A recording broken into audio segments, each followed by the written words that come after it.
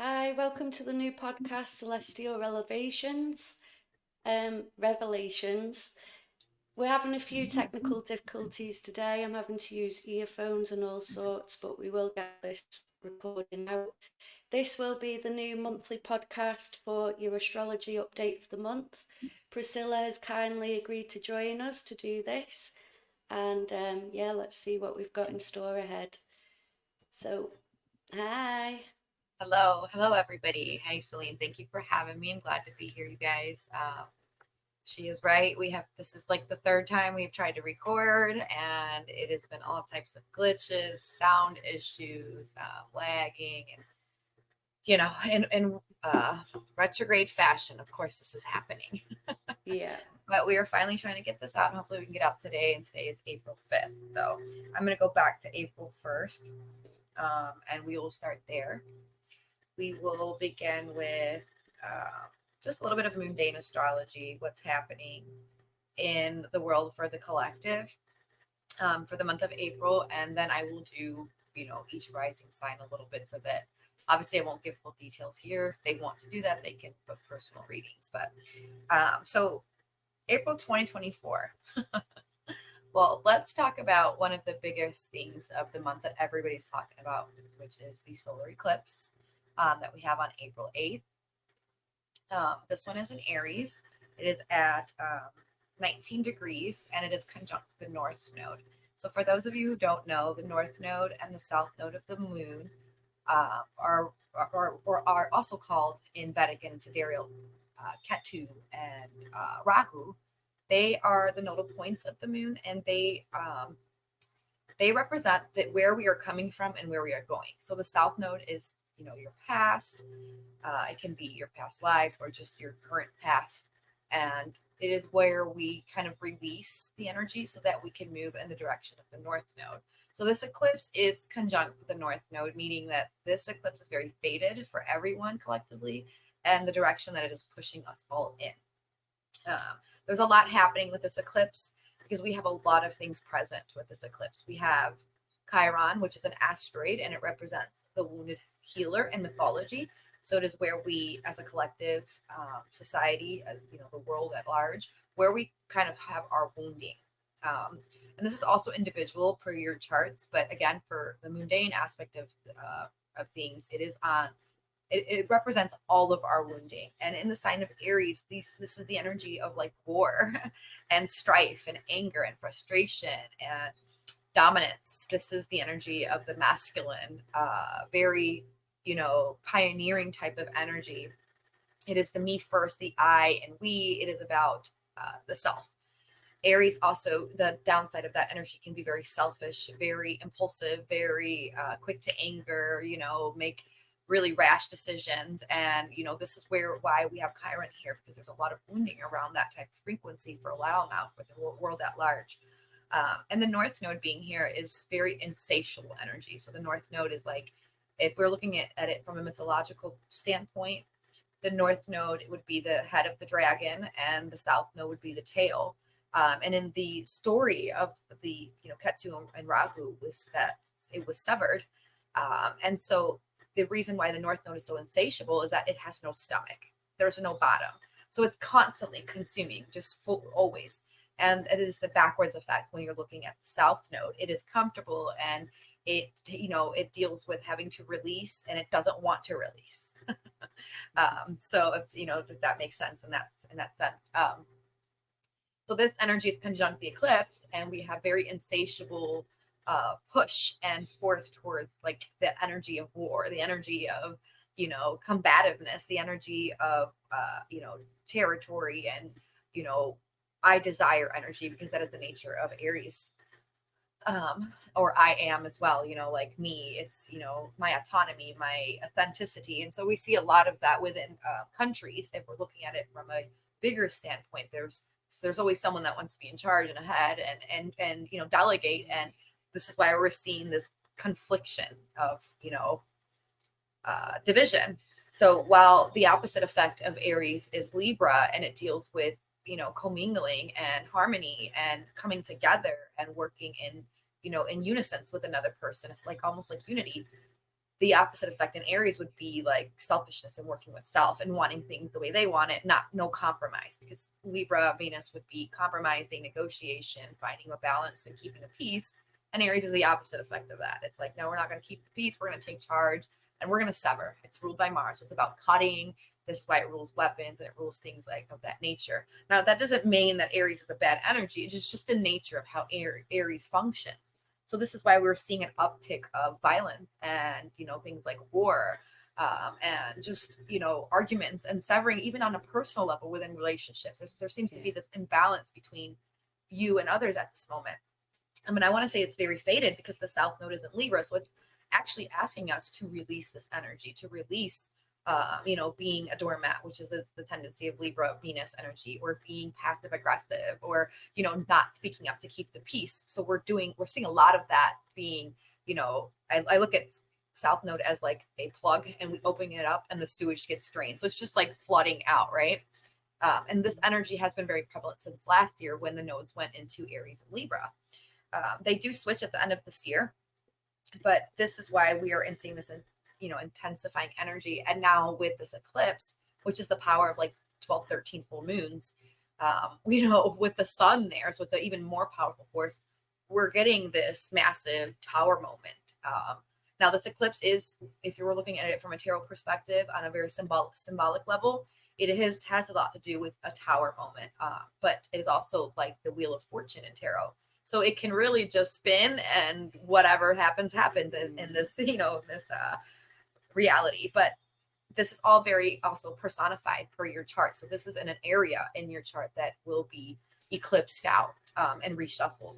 But on a mundane level, we are specifically experiencing this in the Aries type of energy, which is again challenges, actions, our desires, our force, how we go about getting the things in the world that we want, that are very masculine in nature. So survival comes to mind here. Our root chakra, how we survive, how we feel safety, and how we implement and pioneer forward and put new things into motion.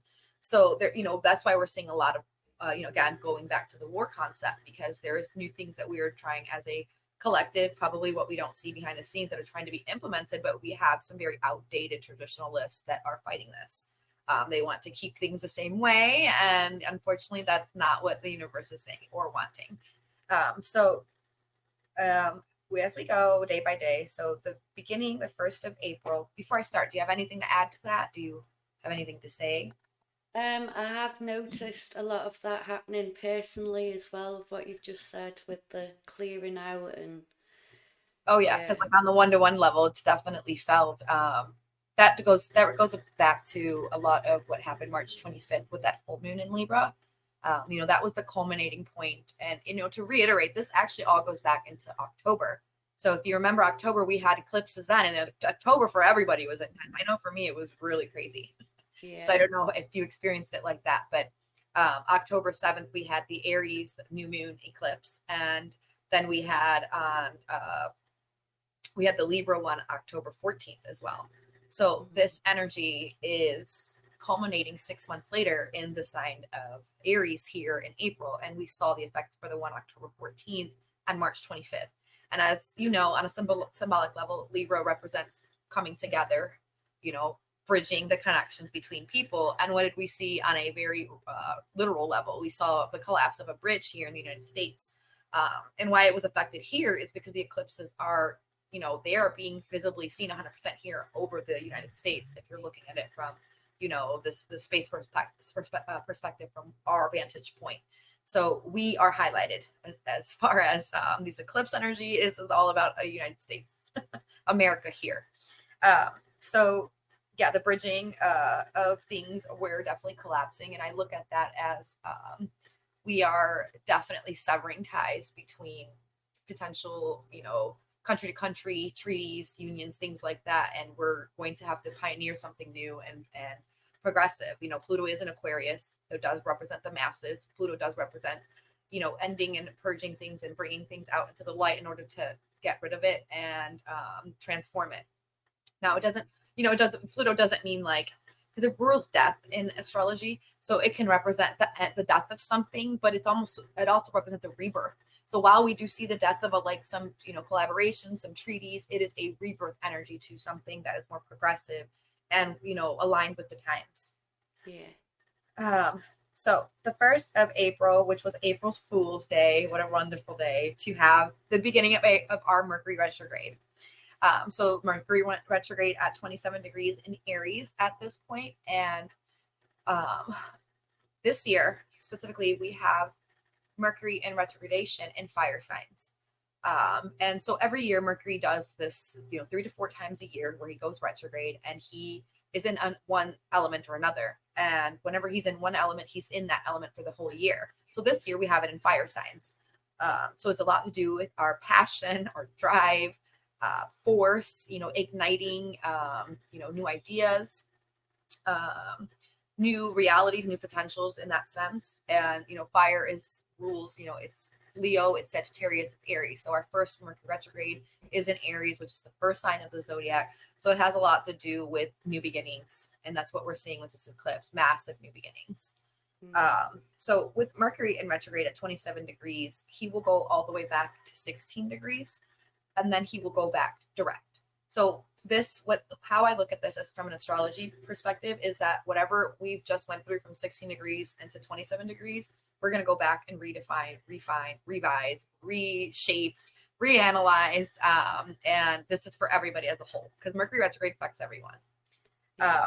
And this is kind of what's happened with us on this podcast as Yes, well, isn't it? we've had to go back so many times to refix it. And what does Mercury rule? Communication. It rules nowadays, because Mercury used to rule periodic newspapers and stuff like that, journalism. But now it's more so, since we're in a technological advanced world, it also rules now technology of these type of communication. So these type of tools. So of course it's been just chaotic. We can't get this recording out. We've had a lot of backlash too, and just a lot of negative energy around it. And Mercury is the trickster. It is, he is Hermes in occult practices, or Hellenistic practices, any type of ancient understandings of how Mercury works. And so Hermes, for lack of better words, would be like the energy of the magician. So we can see that, definitely things with black magic when that tends to go retrograde. In Aries, it is more so, it's quick. With that slowdown, it helps for things that have to do with Aries to, slow yourself down. Because what does Aries rule again? It can rule accidents. It can rule weapons. It can rule, frustration and anger, or being impulsive. So even though Mercury, when it slows down, it can make things glitch and, act crazy, or miscommunication, or car accidents, stuff of that nature, which is very prevalent in the sign of Aries, guys, by the way. We also see a calming down of that Aries fast energy, because Aries is quick. So it helps to slow down that Martian energy. And we're going to see a slowdown of that anyways, because the ruler of this eclipse is Mars. And Mars is hitting a wall with Saturn the very next day on the 9th. So I'll get back into that as we move through the timeline. So, with Mercury in retrograde, again, be careful with vehicles. This is a time where we can see cars that can have exhaust issues, or transmission issues, because it's fire.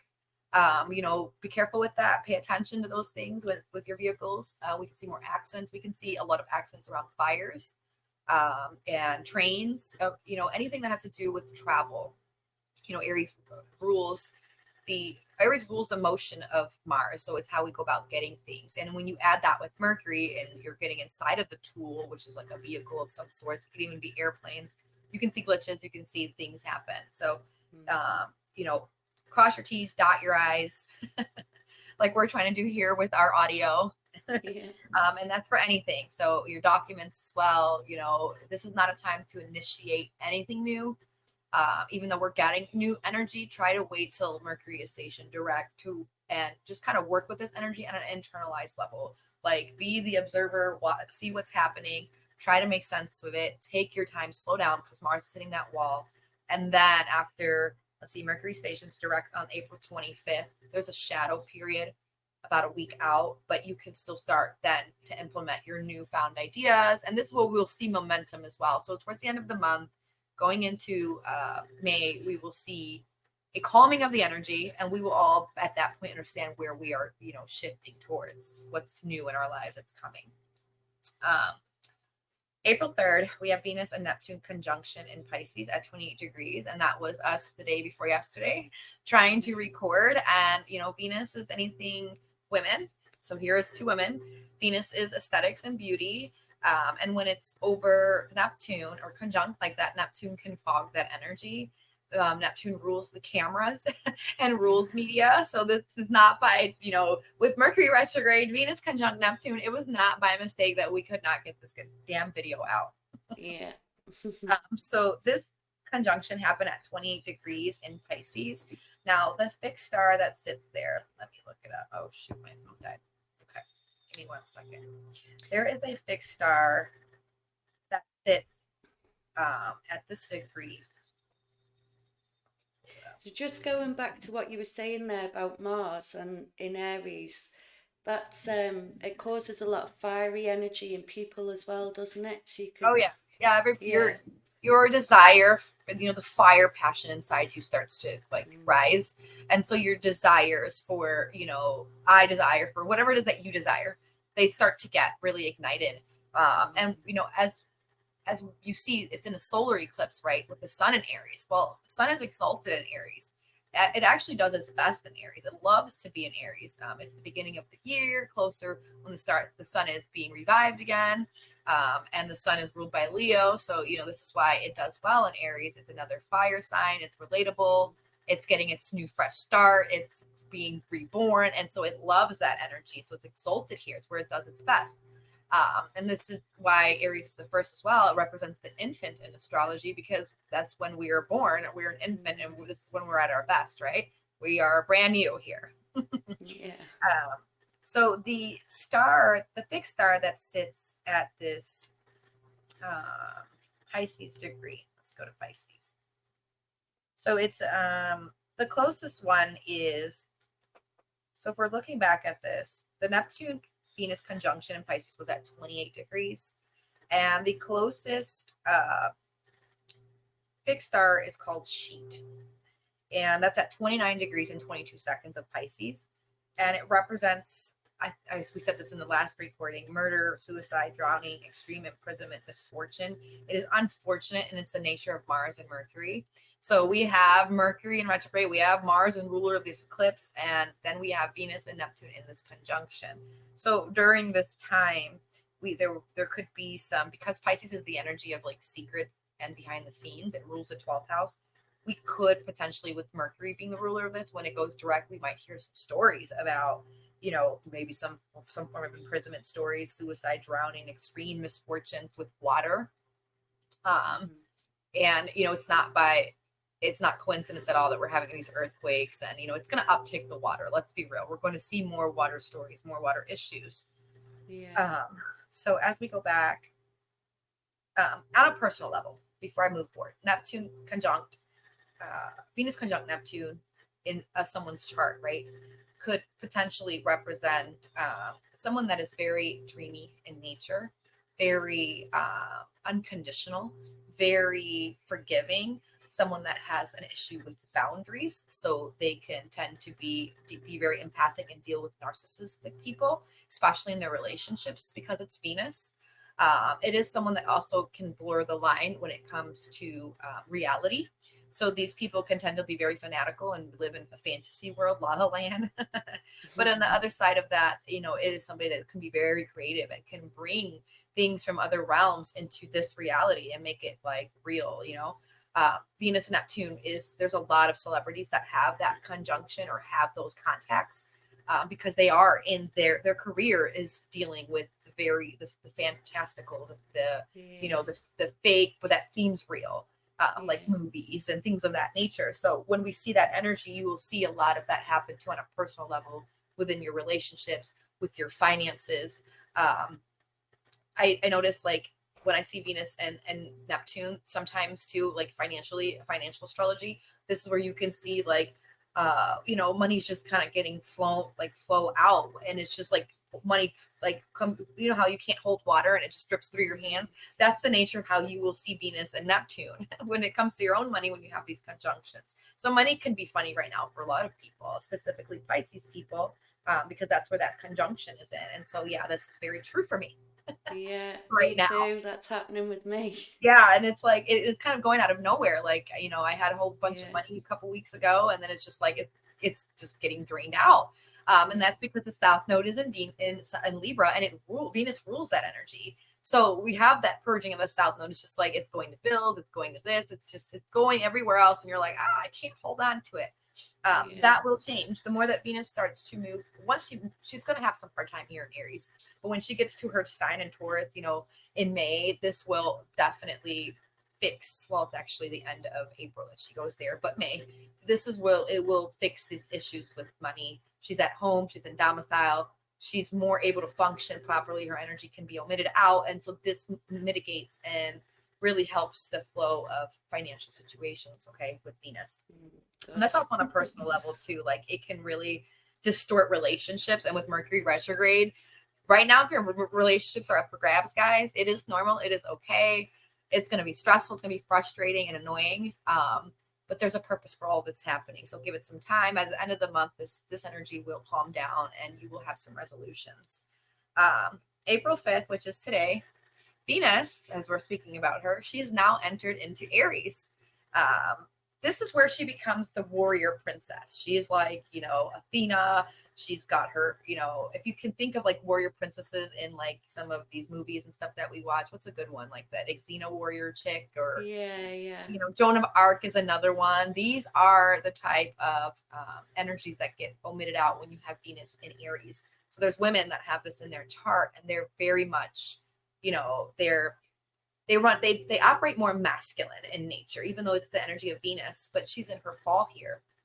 So, she's in her detriment here. So when she's in her detriment, she can't be the cooperative, loving, nurturing, I'm going to cooperate and joyous, and, we're going to work together. We're going to be in harmony. No, she's taking charge in this energy. She's like, I want it my way.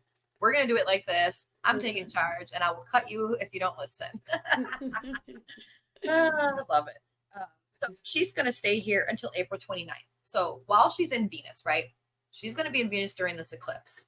So this also tells me that has a lot to do with issues with finances. In the United States itself, Aries is, Sagittarius rising is America, United States. Then that puts Capricorn in second. That puts Aquarius in third. That puts Pisces in the fourth house. And that puts Aries in the fifth house. What does that mean? Well, the fifth house in astrology represents entrepreneur stuff. Okay, it represents the creative force. It represents the stage. Okay, so this tells me there's another fall of people on this world stage. This is celebrity energy, so it's like that's another fall to that as well. There's a revealing because it's a highlight with this solar eclipse. It's a highlight to this new moon energy. It's a new beginning here. It also tells me that it has a lot to do with the children of the United States. And that could even be just, the people of the United States as well. But there's a lot to do with the children. So we could hear something with maybe, that Venus, Athena warrior energy, has to do with, I don't know if I can say it and it's not going to get like flagged, but trafficking.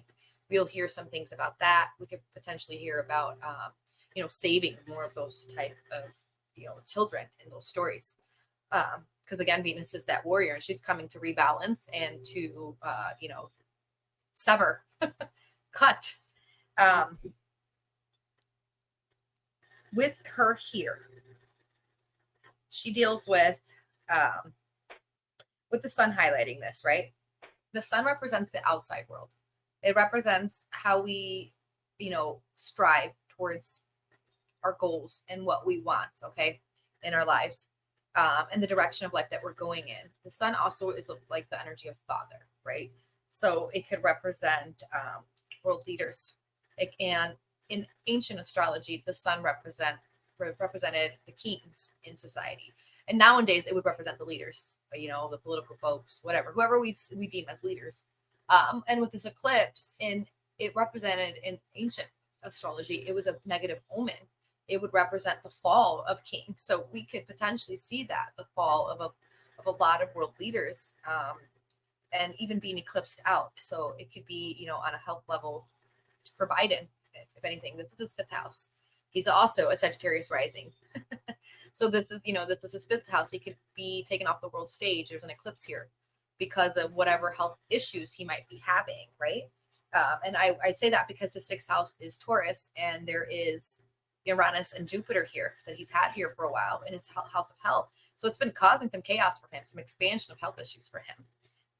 And really it has a lot to do with how he communicates as well, too, because the Uranus rules, his third house of communication and his travel energy. And then Jupiter rules him, his sign. So it's on a personal level of his health, but it also has to do with his work, which is the sixth house, and how he's communicating. He's not communicating right. He's communicating chaotically. It is an expansion on his health. There's a lot of issues. Jupiter rules lymphatic. So I wouldn't doubt if he's going through some lymphatic issues in Taurus due to diet, because Taurus is about how you eat. And it's definitely and he needs an astrologer. If there's an astrologer, he could have healed him, but whatever. We want him off the world stage anyway. So we can see an eclipsing of, someone like Biden getting off the world stage. With Venus in this energy, though, this tells me that this can, even though she's in her detriment, there could be some negotiations to put a female in place. And who is the successor to Biden? There is a female, right? Mm-hmm. I can't think of her name right now off the top of my head. What's her name? Camille or something. Camila Harris, whatever her name is. Yeah. So that can be something that could manifest behind the scenes 6 months from now because of what's happening with Biden. Okay. So, even though it's an eclipse, it is a opportunity eclipse as well, So it's like a tower moment, but that comes with some type of opportunity because the ruler of this eclipse is Mars, and Mars is in sextile to Jupiter and Uranus. And specifically during the conjunction on April 20th, this massive Jupiter-Uranus conjunction everybody's talking about, it is a big deal. We haven't seen one of these in a couple hundred years, and it is long-lasting. It lasts 14 years before they come back again. And then there's a bigger synodic cycle, of course. But this energy really definitely will bring, some type of opportunity for change when it comes to our agriculture and our Taurus themes, finances, food, our comforts, our material possessions, our properties, because it also rules property, and to like how we have issues with borders. Saturn in the sign of Pisces represents borders. So borders, for Mexico border for here for us, the Canadian border, things that we have going on with other countries overseas, because Pisces is the ocean. So this signifies a change with borders as well, and how we go about handling the treaties with these borders. So you won't see this right away, and if you do, it'll be like now the 2-week period after this eclipse. But it's a 6 months culmination. So we will hear these themes again and go back over it again and hear some resolution in October after this eclipse. So 6 months window. And on a longer synodic cycle, this eclipse is it's an 18 new path, 18 years of change in your life. So it's a direction for everyone on an 18-year level. So after that, we have the eclipse April 8th at 19 degrees conjunct the nodes. So like I said, it is a shift for everyone, and it is a new 18-year cycle until this type of eclipse happens again when the nodes are in Aries. It'll be 18 years from now. April 11th, actually, before I jump ahead, April 9th, like I said, Mars, Saturn would conjoin. The very next day, it rules the eclipse.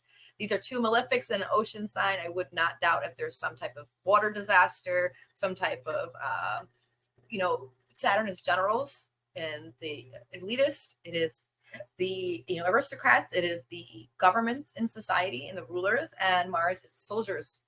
So there's a wall that they're hitting. So maybe there's some soldiers with Venus in the mix in its sign Aries, with Mercury in retrograde, with the solar eclipse and Chiron here. Maybe some soldiers are like, no, we don't want to do this anymore. We don't want to go to war. You can see some of that. You will see some stories with soldiers. I do feel we can see soldiers in our soil here in the United States. We might see some deployment of that, National Guard around the borders, around the East Coast, maybe because of water issues. On a very, from my perspective, in my opinion, it could be some stuff that we're not being told behind the scenes that's more tied to war. War nowadays isn't like, just regular weapons. We have nuclear weapons now. We have technological type of weapons now that are very futuristic. We have, I was very big on saying that we were going to deal with a lot of biochemical warfare. And so this could be things that's happening like that here in the United States that we're not even recognizing or realizing as a society, because first of all, they're not publicizing it. And it's being done really hush hush behind the scenes. Pisces is the energy of behind the scenes. It is the energy of doing things, in secret, and very mysteriously. It is, it represents the shadow part in astrology and mundane astrology. So this can represent that kind of energy. And Pisces being in the United States, the fourth house of our home, this tells me there's a lot of secrets, a lot of things happening with Saturn here that is causing a limitation, a restriction when it comes to us and, other countries, our borders, our waters, and maritime law. There's a lot of issues around that. So some of these, I know I get a lot of people on my Facebook. They're like, well, they're using CERN, they're using this, yeah, of course they're using, these are their weapons. These are the technologies I'm talking about. But, astrologically, you can still see whether it's, man-made or by the gods. You can still see what is happening. So, we know that it's them utilizing tools, if you're looking at it from an astrology perspective, if you understand and know that, how that works, that language.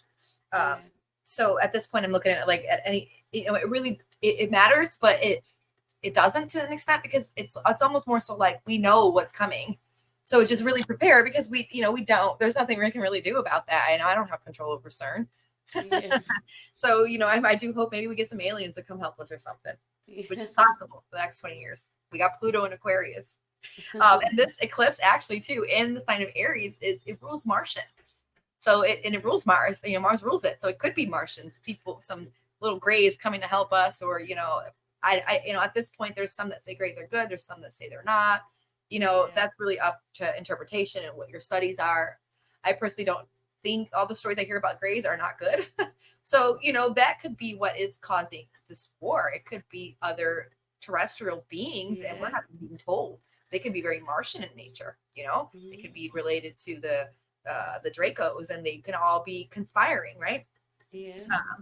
So that's on a more, fanatical. There's my Pisces rising coming in, where I get into the fantasy of things. But what is it? Truth is stranger than fiction. So let's look at this degree before I move ahead. The eclipse degree, real quick. I want to see what fixed star is sitting here, if any, to this eclipse, the day of the activation on the 8th. So this eclipse is going to be at 19 degrees and conjunct the North Node. The closest fixed star here is at 21 degrees, 48 seconds. It's called Baton Kayatos, which represents isolation, depression, accidents, immigration, shipwrecks. And it's unfortunate, it's the nature of Saturn, which makes sense, because what is Mars doing? He meets the wall of Saturn in conjoinment the very next day after this eclipse, and he rules this eclipse. So this is why I say water stories like shipwrecks, things like accidents. This can cause these accidents, these, events that are unpredictable, or that are, that happen unexpectedly. They can cause depression. There could be a sense of isolation if there's some type of earthquake, like we just had. But 30 minutes an hour ago, we had a 4.8 here in New Jersey. We had a 7.4 in Taiwan a few days ago. We've had here in the eastern United States. I live in Kentucky. We had 6 tornadoes touch in one day, and we had up to 13 to 14 all around us in like 5 to 6 states. So that was in one day. So we have a lot of major storms that are accumulating, and they're getting more and more powerful, and they're going to get more powerful. Even like I keep trying to tell people that Uranus, we were talking about this the last time, Uranus and Jupiter both, if you look at it from an astronomical perspective and the, the elements and the nature of those planets, Uranus is ice cold and it's electrical and it's always a storm. There's always electrical, ice cold type of storm on that planet. And it's very chaotic the way it spins. So it's always causing chaos and storms. When I think of Uranus, I think of Storm from X-Men. That's, I really believe like that's a really good correlation. And then if you look at Jupiter, Jupiter is also a planet, even though it's expansive, it's abundant, it favors us, it's benevolent. It's still on the lower side can be excessive. And it can create issues as well because Jupiter also rules lightning. It rules the clouds. It rules tsunamis and cyclones and tornadoes. So we have that both of these planets in an earth element, which represents us, the earth. It's in Taurus. It represents Mother Gaia. So we are seeing so much of these storms, and that we're just seeing what we're seeing here.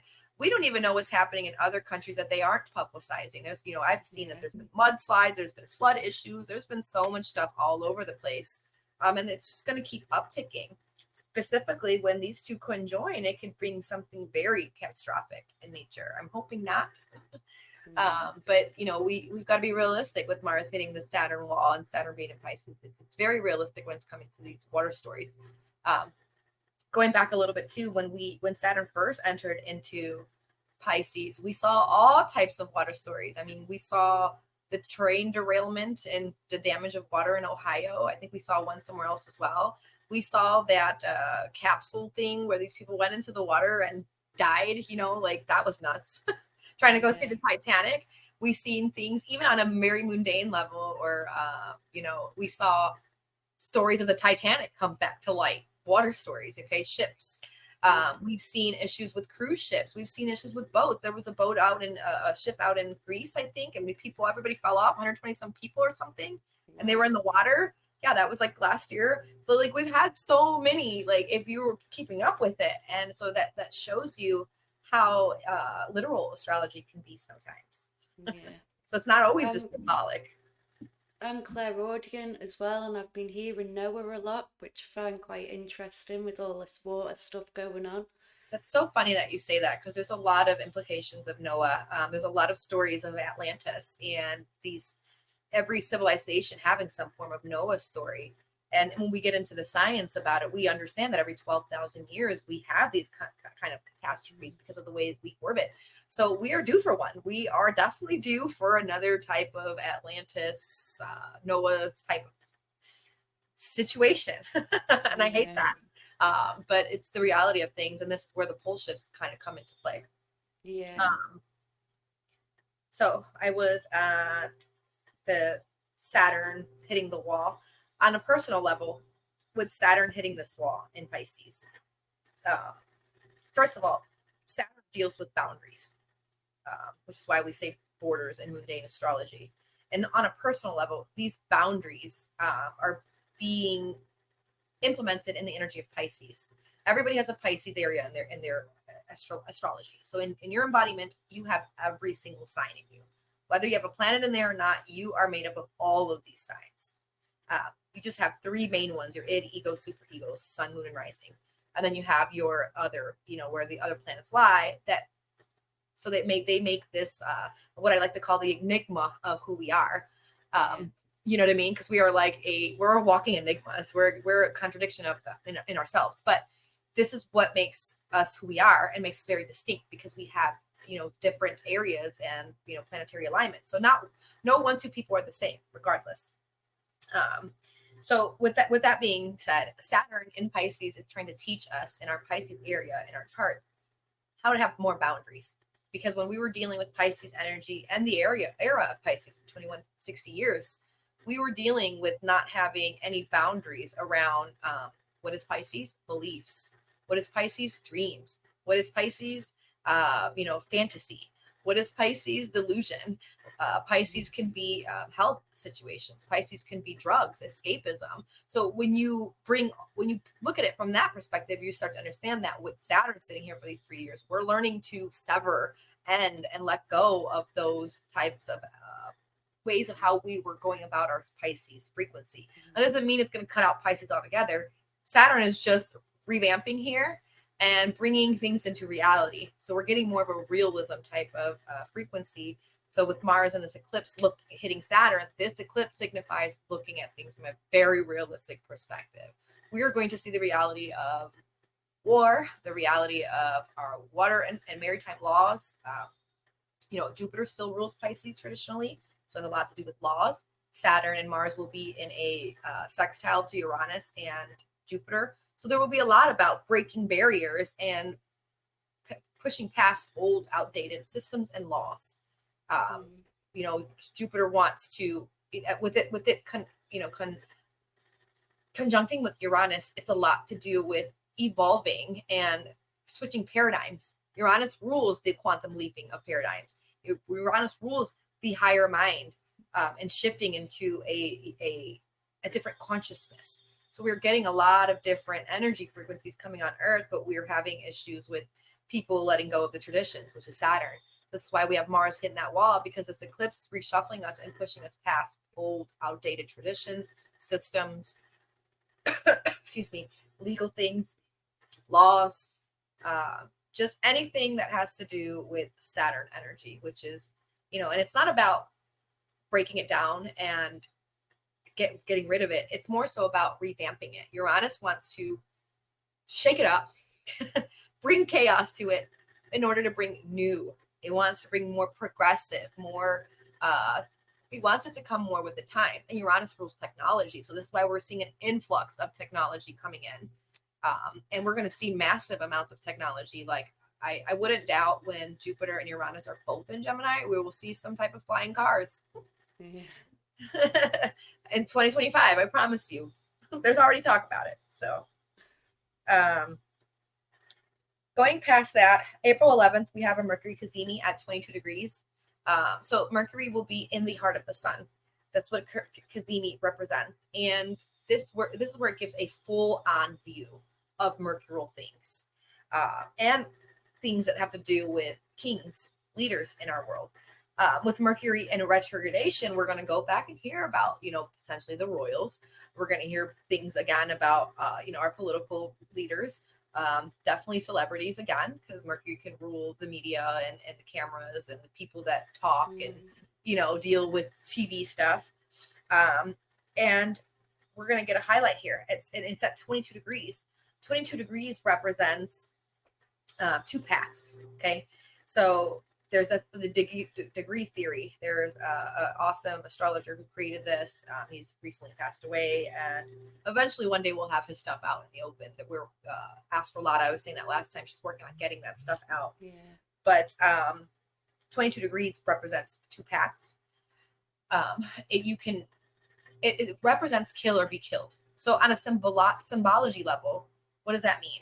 It means that you can take this path and undo yourself, or you can go this path and you can be the one taking charge and doing the killing. You know what I'm saying? Or getting the things in order. Yeah. So that's what this Mercury will represent. It will go back into the sun, heart of the sun, and it will give you an option to take 2 paths. One might be an old path, the other will be a new path, and it's really wise to go with the course of nature, because the North Node is going to push you, the eclipse is going to push you that way anyways. So this is where we can also hear about some information from the past. We could hear some more news stories that have to do again with, I hate to say it, but it's like seems to be the theme, war. World leaders trying to, hopefully they try to come to do some type of peace treaty, because that Venus will be here in the mix during this time. But it has a lot to do with finances. So I wouldn't doubt if we hear something about new money. The sun exalted in Aries with Venus in the mix, Mercury retrograde, cazimi the sun. This could be a new financial implementation where we see that we have to implement this. This also has a lot to do with commerce. So we're going to see issues potentially with commerce. A lot of news, sharing stories about our commerce. We can't get things across borders. There's a limit here. There's a restriction here of some sorts because Mars hits that wall. So, which because Venus is here, it could potentially mess with our food. I also see that with Jupiter and Uranus, there's like this revolutionizing of our food and our crops. And we've been seeing that too. You know, we've been seeing like printed meat.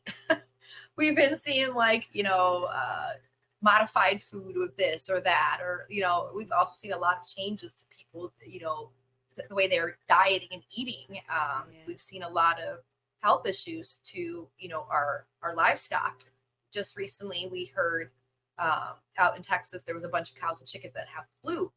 So when Venus goes into Taurus in the end of April and May, we will see the cleaning up of that. But right now there is like the energy of infection with Saturn and Pisces, or Saturn and Mars in Pisces. Mars is, acute situations, can represent infections, and Pisces represents long-term health issues. It can also represent stuff like that. Saturn can represent like sick things and things decaying. So we can see a lot of that too in that sextile to our livestock. It's trying to mitigate it. It wants to clean it up. But we're going to hear a lot of stories about that. Our foods being tainted. April 19th, we have the sun and it moves and enters into Taurus. This is where we highlight money. So around the 19th, we'll start to hear more about this financial story that I'm seeing. And the very next day, we have Jupiter and Uranus that conjoin. So 19, 20, 21, I've been saying it for a while and it hasn't fully manifested yet, but there will be some sense of digital currency that we're going to be dealing with. We've heard some things here and there about that now here in the United States. And so these are like their online, digital stuff that they want to create in order to, limit the way that we are using paper money. For those of who don't really think about it on this terms, paper money isn't real. It is just a promissory note. It's just a piece of paper. And so like money, it's just a monopoly. Exactly. And how we think about money, it's really more commodity. It isn't something that is, you know what I'm saying? It's gold, it's silver, it's oil, it's our livestock, it's our crops, it's our herbs, our spices. It's how we negotiate and do business. So money is actually an energy. It's a currency. It's a current. And so we're trying to, I think, eliminate the currency flow through paper because it's a promissory note and it's a promise to pay. And let's be real, banks don't hold money. They don't hold money. They give credits out. So we're seeing that shift, and we're seeing a big influx of people learning, consumer law. They're learning their banking laws, and which is what is causing this collapse on a very literal level because of, the people, the powers that be, they're trying to fight back. They are not happy with this awakening that we're having here on the earth. And I think it's beautiful. So it's uncomfortable energy. It's a big shift. It's a big switch. And while we're going through this process, it doesn't feel good. Let's be real. I think this eclipse is a King of Diamonds. Let me see. And so this is cardology, guys. I do bring that into my readings a lot as well. And this eclipse, I think, is a King of Diamonds. I'm almost 100% sure. And so you already hear the nature of kings. Like, it's already telling you symbolically that this has a lot to do with world leaders and their fall, their demise, their limits, their restrictions, their shifts. And, it's the shift of power. Pluto in Aquarius is the shift of money and trickling down from the top down, bottom structures. So, yeah. So this eclipse, April 8th, is a King of Diamonds. That's so funny. King of Diamonds represents, let's see, first of all, represents the leaders in the world. And let me find the specific. Kings are, on a positive note, they are expressed, protection, energy, power, strength, authority. That is the nature of what kings are here to do, correct? So on a negative spectrum, it is forceful, abusive, and detached.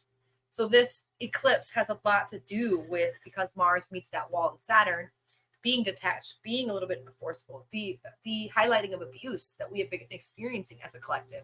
This eclipse really wants to help us, but it's a tower moment. So it feels uncomfortable because it's towering our leaders, but we feel the effects of it because we are under their rule.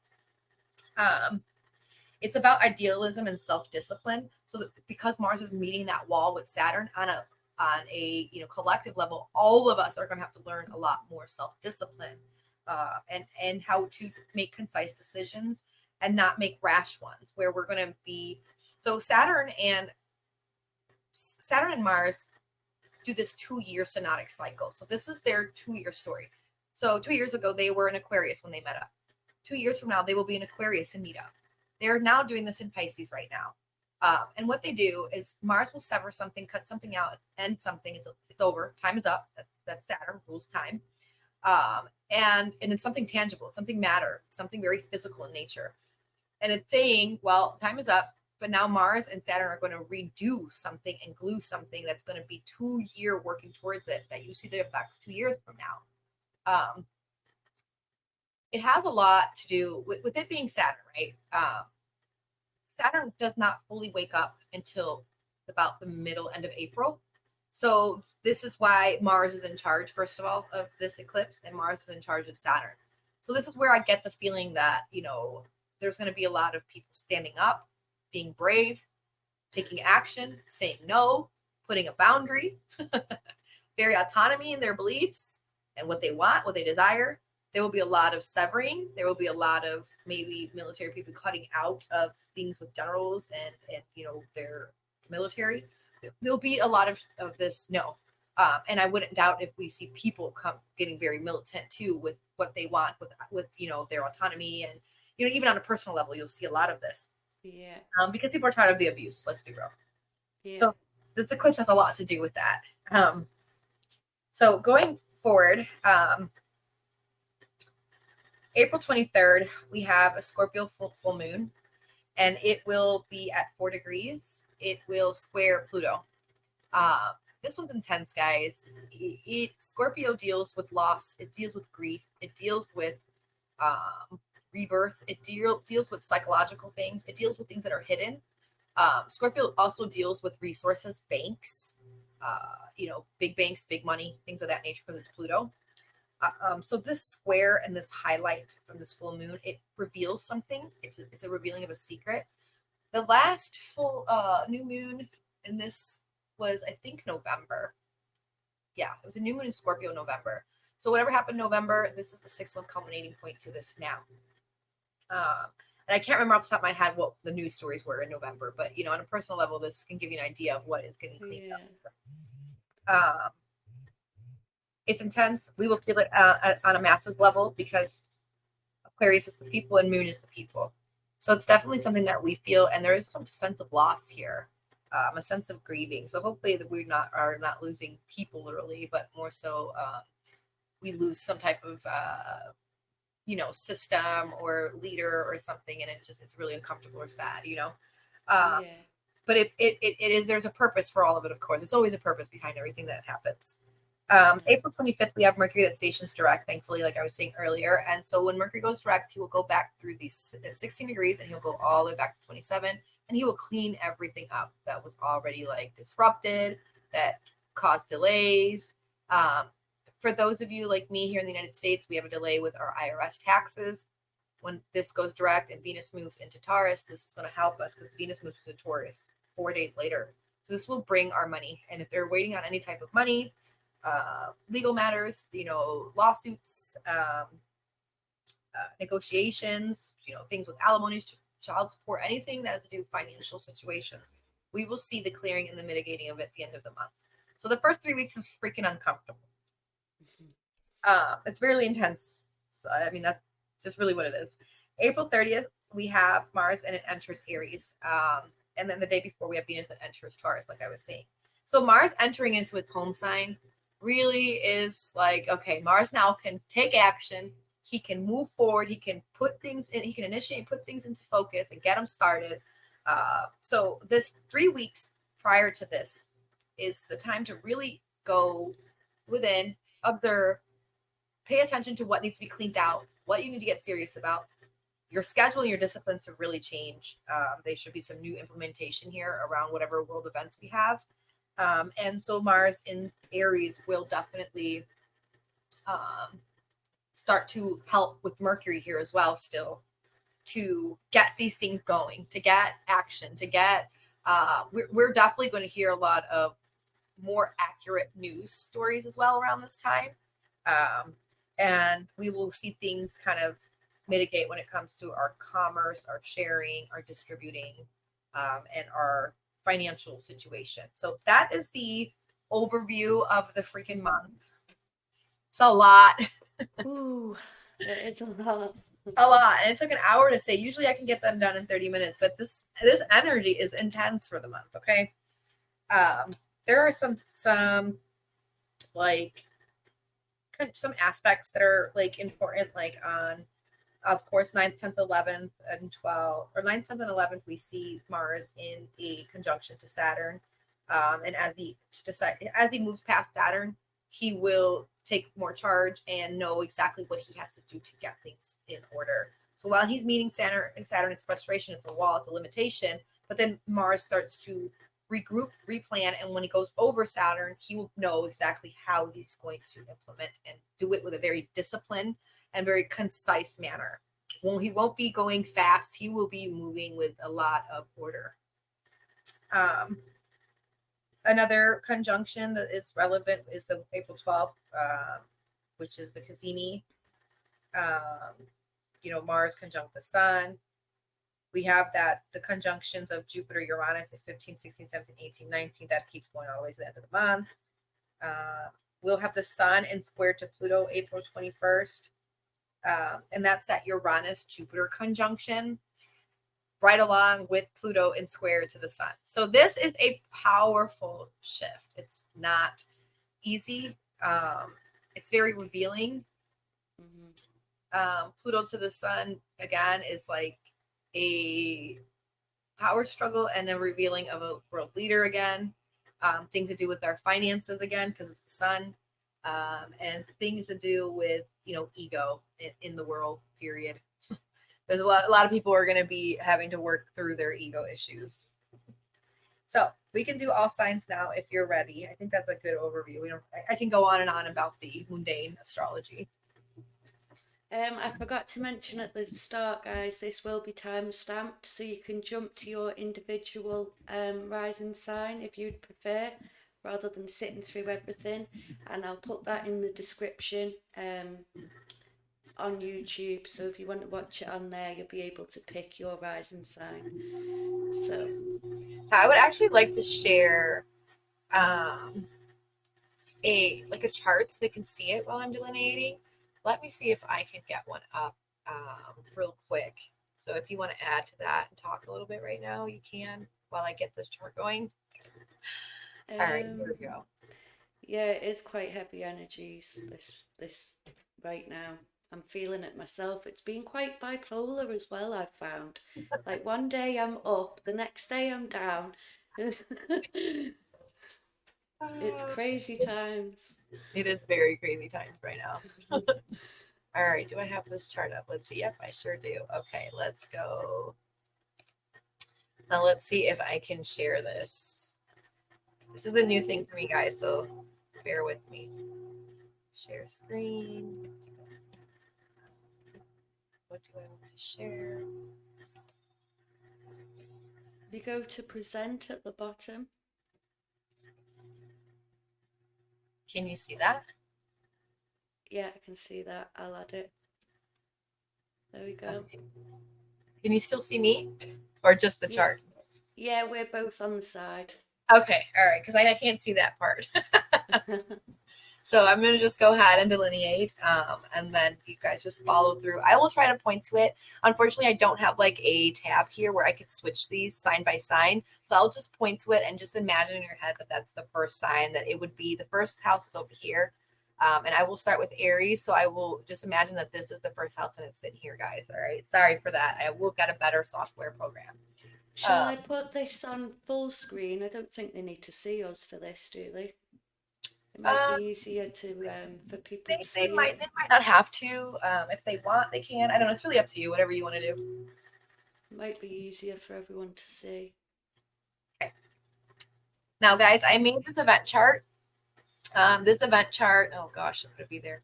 I did it for April 1st, 2024. I did it for my location. So remember that this is, it can change a little bit per where you are in the world due to time zones. So you might not get the full effect of it, the same day that we would over here in the United States. Might be a day or two later, but it is all, it's all relative. And this is a generalized reading for all signs. I am a Western tropical astrologer. So I use whole signs system, and I use Hellenistic tools, some Vedic techniques to do my delineating. Okay. So I'm going to go ahead and begin with Aries. Aries rising, sun's secondary, moon subjectively. This eclipse is happening in your first house, which means it is happening on you. You are being eclipsed. Has a lot to do with your identity, your perception, how you see the world, how people see you in first encounters, your physical body. So it has a lot to do with anything that has to do with your health, your identity, your ego, who you are as a person. And you are the one in charge of this energy because Mars is the ruler of this eclipse, and you are Mars. Mars rules your chart. So this eclipse is happening at 19 degrees, conjunct the North Node with Chiron present and Mercury here in retrograde. This will also have Venus here. So your first house is going to be packed with dealing with your identity and your autonomy and your who you are as a person and what it makes you distinct from everyone else. Now this is across so if this was here, this would be across to your 7th house, Libra, right here. And that house is your partnership house. It is the house that you will come together and form that bridge with others on a one-to-one basis to, for whatever reason. The 7th house in astrology is marriage house. So this is your marriage partner. This is your audience house. If you have like online work or do any type of audience type, work. This is your business contracts house. This is where you can see your lawyers at. This is a house of open enemies, and it's open enemies because these are people that are privy to your personal information, so they can undo you. And so this is just you on a one-to-one level with best friends or a mom or a dad or anyone can be seen in this house. It's one-to-one. So this eclipse on you tells me that you're getting eclipsed out, right? So a partner can leave you or you can leave a partner. This can also be an ending of a business contract. If you can be seeing the completion of something you could have started in October. Now, Venus in the mix tells me that because she's in her detriment here, it's still good for you because it's in your first house. So it's still a love up, and it's going to make you feel very Venusian, very charming, very, convincing, very sly, good with your words. Aesthetically, you can feel level up. You can change your face. You can do something like that in that sense to yourself. This is also a financial story. So this tells me there can be a completion of some type of business contract, and you could potentially see the effects of it. You can gain some money, and or because it rules your second house, this Venus, and or it could be that it's trouble with romance, trouble in love, and there's a severing here. Mars rules this eclipse, and it hits the wall to Saturn, which is your 12th house. Your 12th house deals with your subconscious energy. It deals with dreams, and it dreams with fears and phobias. It is tied to your past life energy, your early life as well. So a lot of what we deal with in the 12th house is stuff that is on a subconscious. It's a shadow. We don't realize it. Sometimes it's very blindsiding us. And or it could be, it's the house of secret enemies. So it can be people that you don't see that could be undoing you in some sense. Or you could be your own enemy where you undo yourself. So Mars sitting here in conjunction to Saturn and in malefics in your 12th house tells me that you could be hitting a wall potentially when it comes to your career. Saturn rules your 10th house of career in Capricorn. Or you can be hitting a wall with a boss, an authority figure, and there could be a severing. So you can either quit a job or a job quits you, or this, you just sever a connection with someone on a romantic level as well, or marriage level, a contract, because the 10th house isn't just career. It can represent reputation and your legacy. So your partner is seeing this legacy, your romantic situation, your status in life is seen in this 10th house. So these things can get eclipsed out. You also, being that Mars and Saturn are in your 12th and it is across your 6th house of health in Virgo, and Mercury rules Virgo here, this means that you could be going back over, if you've done anything surgical, you could be going back over to redo a surgery. There could be a surgery that's coming up. I would suggest that you do it after Saturn goes over, after Mars goes over Saturn, so like the 11th and on, because the energy is just not really favorable for that type of stuff right now. but it is going to be needed. It is a health situation. It could potentially be a health situation. And if it's not health, it could do with, cutting ties with a coworker, cutting ties with a job, cutting ties with a health matter here, cutting ties with a pet. Potentially, there could be a loss of a pet, death of a pet. I hate to say that. Or just a connection altogether. I keep leaning back towards marriage because Juno is also in Virgo. If you see here, Juno is the asteroid and it's at 7 degrees, ironically, which rules the seventh. It is really, it tells a story of a marriage partner. So there could be a separation here, or some debts that have to be paid. The sixth house deals with debts like mortgages, leases, it's tangible debts. And they're very karmic in nature because it's across from the 12th house of Pisces. So anytime you're dealing with, sixth house, you are here to service other people, because that's the energy of service. And this is how you clear out your karmic debts. So there seems to be some type of being able to go back, clear out some debts, some behind the scenes type of ordeals too, because, Mars and Saturn in your 12th house, and going back and, maybe you have to send money abroad. 12th house deals with like PayPal and Stripe online money, from foreign countries, or maybe there's a negotiation that's coming back here that has to do with financial situations. So if you have some, foreign offshores accounts or foreign, things that have to do with your work, there is a going back, revising this. And then when Mercury goes direct and Venus goes into your second house, you will gain that income.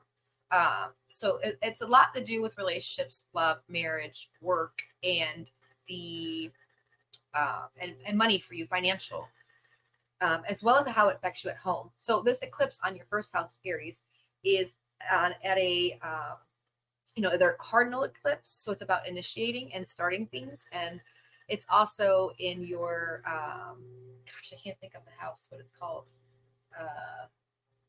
Sorry, but anyways, the first house, the 10th house, 7th house, and 4th house, it is the cross you bear. And it's a very, very important house because these are the houses that deal with you on a personal level and who you are as a person at home, work, and in your relationships, and how it relates to self. So this energy is going to eclipse you, and it's going to affect your home. It's going to affect your status, your reputation, your career, and it's going to affect your partner. Now, this is a 2-week eclipse feeling, but it can really see the results 6 months from now. Saturn and Mars are going to be in a sextile to from your 12th house to your second house. So this is where I am feeling that you are potentially going to see some unexpected money and income coming in from something that you might have implemented a while ago that's offshores, overseas, foreign contacts, or that you were just doing behind the scenes in general. And this is a potential portal to jump through, an opportunity that could be very expansive and very progressive in nature, very futuristic, and that leaps you into something better that when it comes to your finances and the money that you make by your own hands. The second house is our values, it's our self-esteem, it's our finances, our possessions, and it's the money that we make by our own, inherited skills. Second house is a skill house, just like the third, but the third is skills we learn, and the second is inherited skills. What more can I say for you guys? We can talk about Pluto real quick because this eclipse for you, Aries, is in a sextile to your 11th house where Pluto is sitting. Pluto rules your, it rules your 8th house of chunky money. And Pluto in this house for the next 20 years could potentially see a major level of the next 20 years of chunky money, sharing resources and assets with other people, and predominantly group work, because the 11th house deals with friendships, allies, and mentors, and how we collaborate with other people. This is the house that comes one house after the 10th, so it's lucky money house. It's the house that pennies from heaven, from the midheaven, from your career, where how you make your money per your career path. So within the next 20 years, you can see a real big up level here of chunky money, inherited money, dealing with more banks, and collaborations with people that have, access to, banks, loans, and other people's money. So if you are working on something behind the scenes that has to deal with health matters, and how it pertains to your job, there is a activation on April 20th with Jupiter and Uranus conjunct that can bring this into fruition for you. So Aries rising, if you feel like you've been putting all this work in and you're not getting anywhere, it is just Saturn delaying some things right now. It is coming, so be patient. All right, Aries, so good luck with that. We can move on now. Anything you want to say? No, I wish I was an Aries because that sounds like a great read. Yeah, so this eclipse isn't really so. I mean, it's intense for everybody. It can be a little bit uncomfortable for them. They're definitely going to feel frustrated the first couple weeks, but the eclipse is actually like a light at the end of the tunnel for them. It is going to bring something very beautiful. It's a major Wheel of Fortune eclipse for them. Very tower moment, but it's very shifting their finances, big time. Yeah. So yeah, all right, we'll go to Taurus then. So Taurus rising, this eclipse is happening in your 12th house of behind the scenes, subconscious, mental health issues, addiction issues. This is the energy. The 12th house is where we can see places that forgotten places, or places that we don't really see in the day to day. So like prisons, asylums, monasteries, hospitals, things like that. So with this eclipse here, Taurus, and Jupiter and Uranus in your first house, there has definitely been a lot of change to your identity.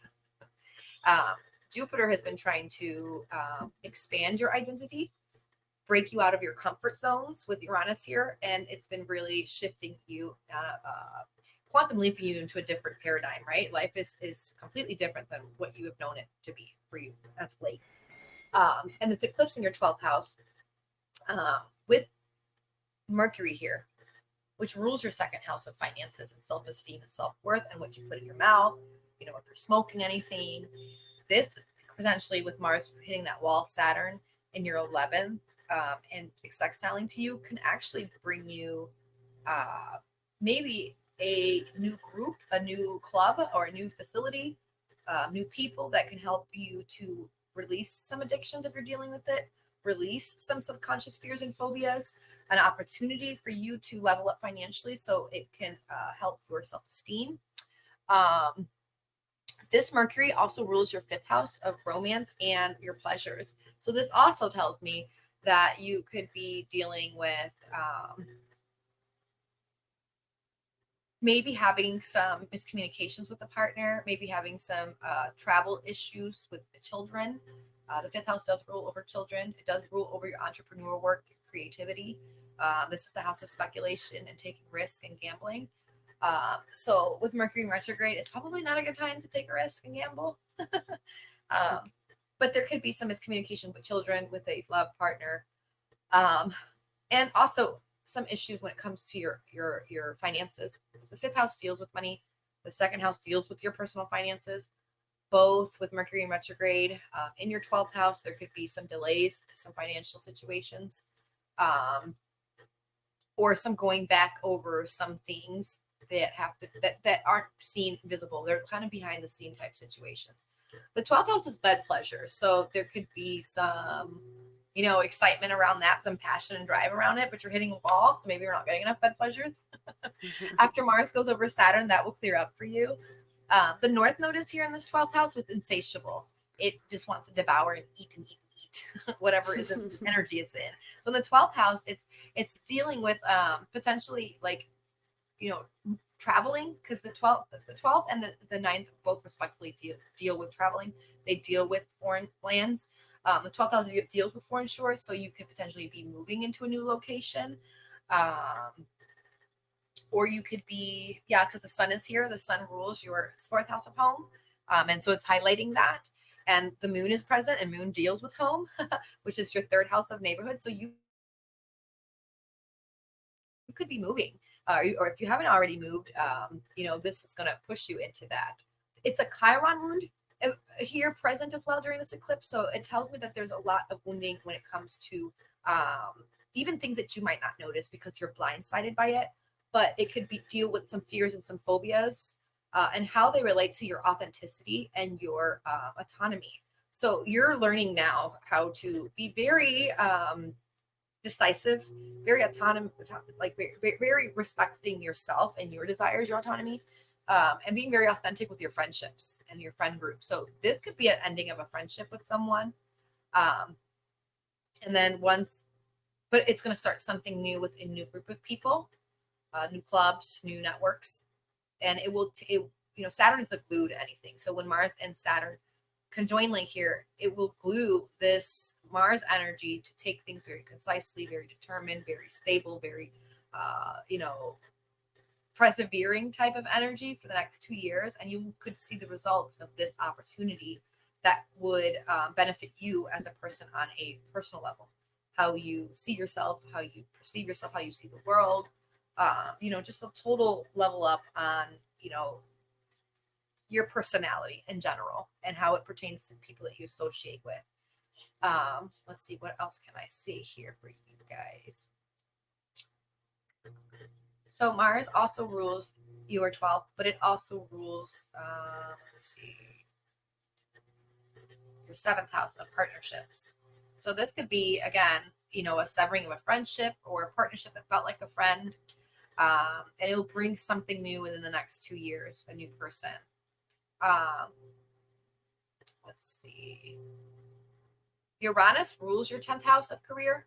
So this sextile opportunity with Saturn and Mars, if you take disciplined action and you have patience and persevere through this level up to career can be beautiful.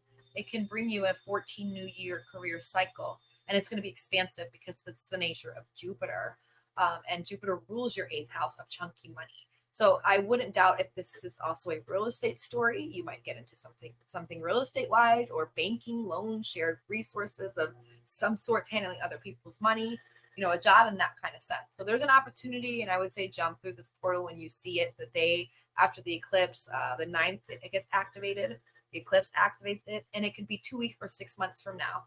So, be vigilant for those opportunities, because this is something that can expand your 8th house of chunky money, and mitigate some of those psychological fears of scarcity, not having enough. Okay, so that's that. Anything else you want to add to Taurus? No, I don't think so. All right, we'll move on then. So Gemini rising. So Gemini rising, this eclipse is happening in your 11th house of good spirit, groups, allies, mentors, older siblings. I forgot to say that. For Taurus. But older siblings, people that you look at as an older sibling, so it could be a mentor.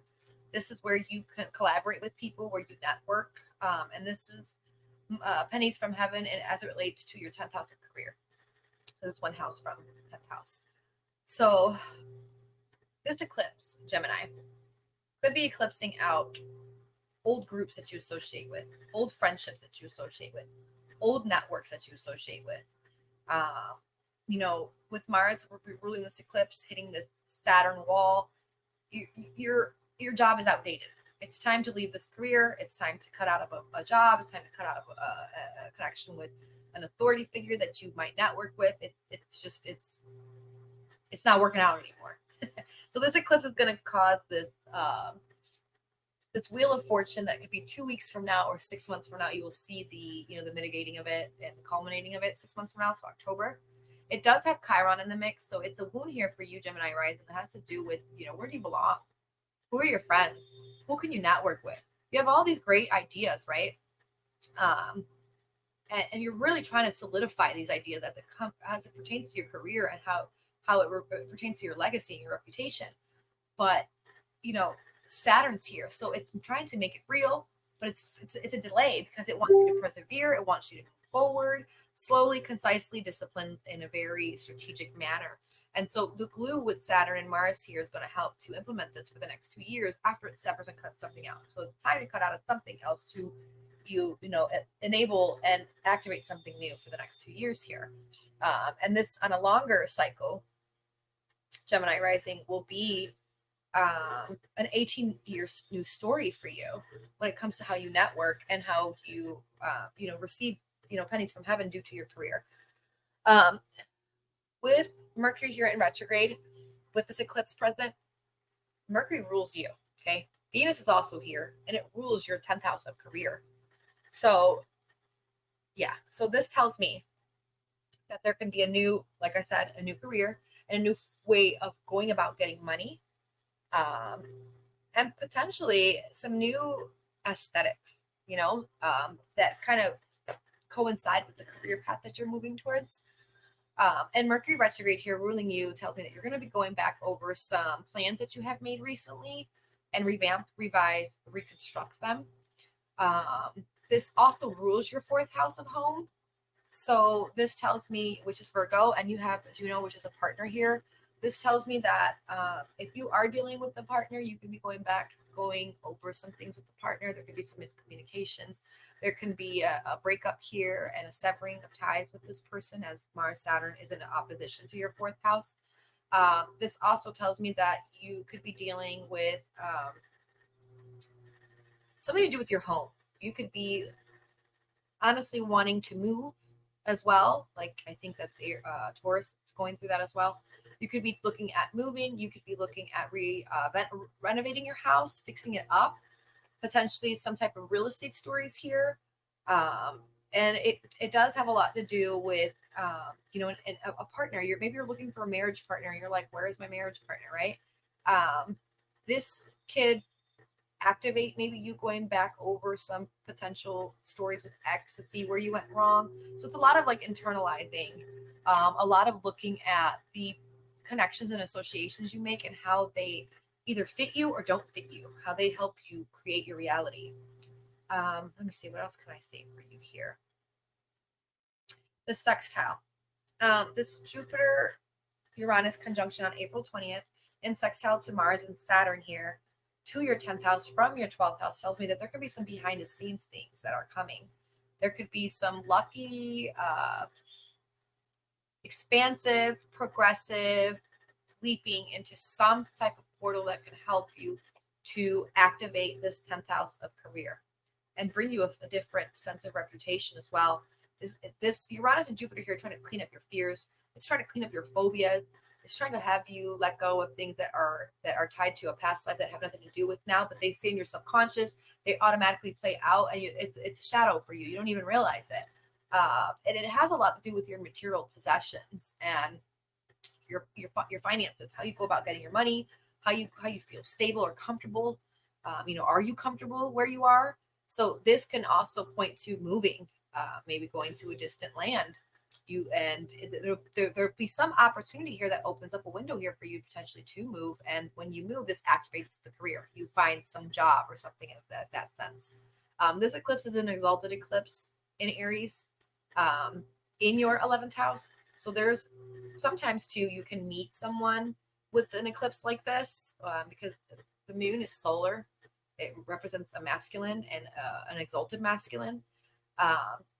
And it could be because you travel and you meet someone because Mercury's retrograde, but it's traveling over some grounds that you already went through. So if you do travel around this time, it's you going towards some land you've already been to. So you could potentially meet someone like that, and it could be somebody that is a friend that you fancy as a friend, and then later on it turns to something romantic, or it's somebody that you could meet through a friend. Okay, so keep that in mind. Let's see what else. Pluto for you, Gemini, is in a trine to you.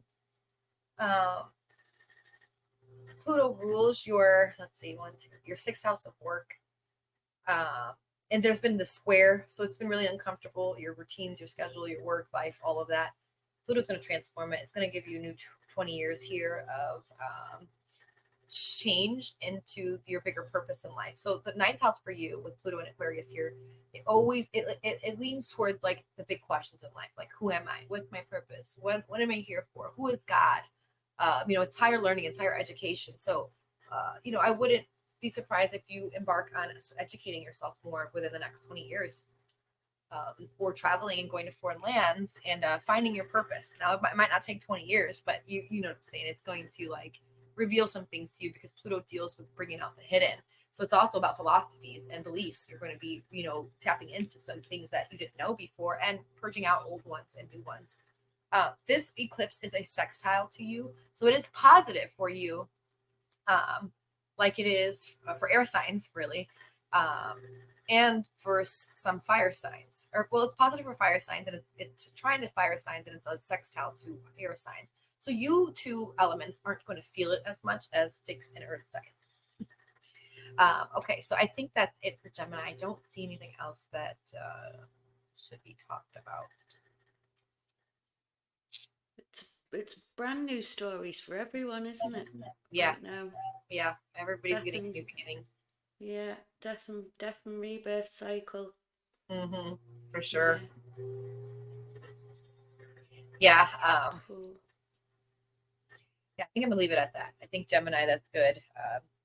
So career and focus for them, and home, and of course, uh, relationships. There could be someone new coming in. All right, so we'll go to the next person. Cancer rising. So yours is exactly beautiful here, so we don't have to pretend. Here's Cancer in the first house. So this eclipse for you is happening in your 10th house of career here. This eclipse is with the North Node, so it's insatiable, and the North Node has been here for a while for you, Cancer, and it's been in the house of career for you, reputation and legacy. And also on a personal level, the 10th house can represent father, or the authority figure in your life. That was the main, father element of energy, solar.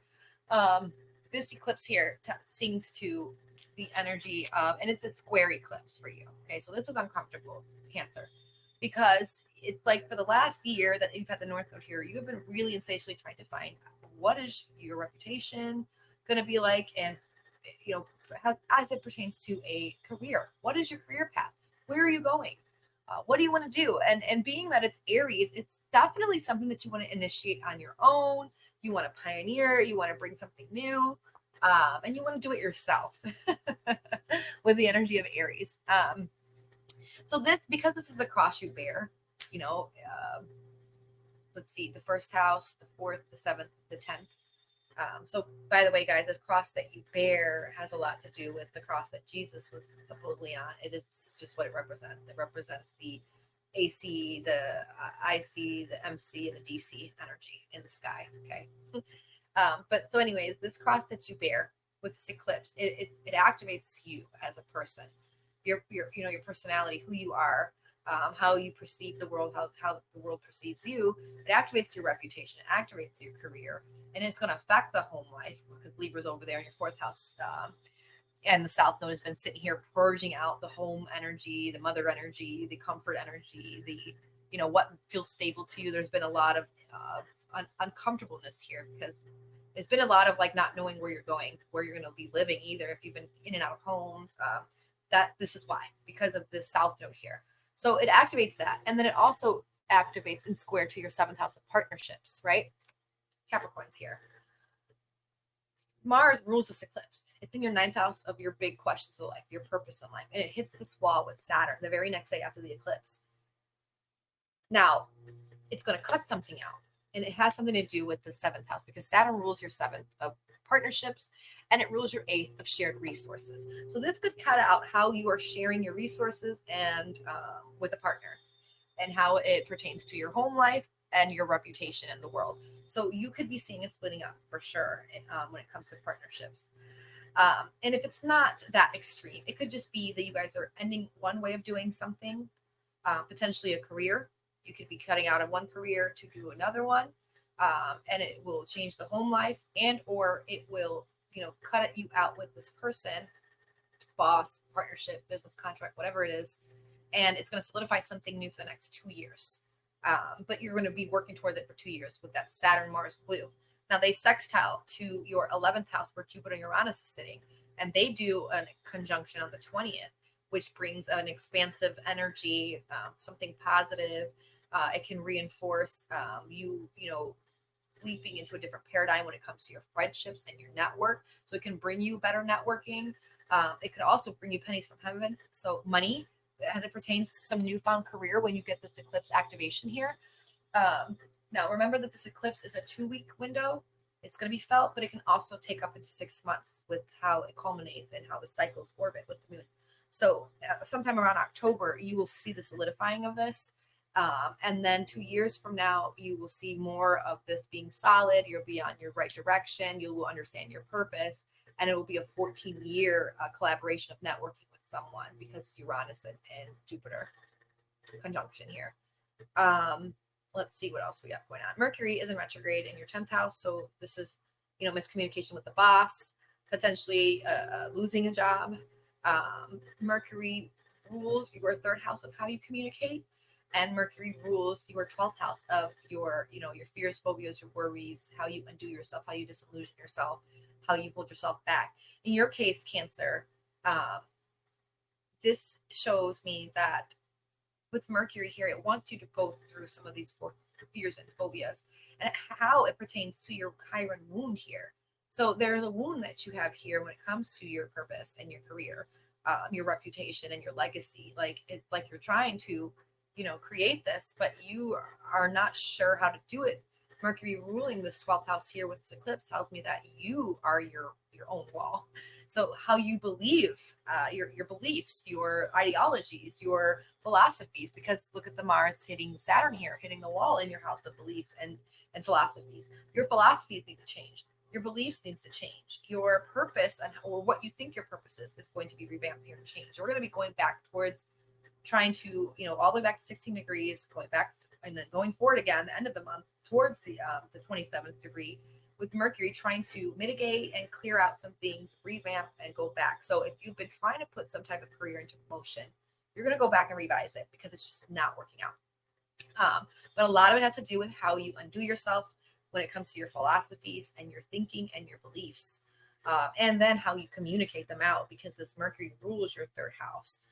And here in this 3rd house, I see a marriage partner here, right? A Juno energy. So if you're dealing with something like that too, a partner that you can see as a long-term partner or a marriage partner, if you're not fully married yet, or if you are, there's this miscommunication between you guys and how it pertains to your neighborhood,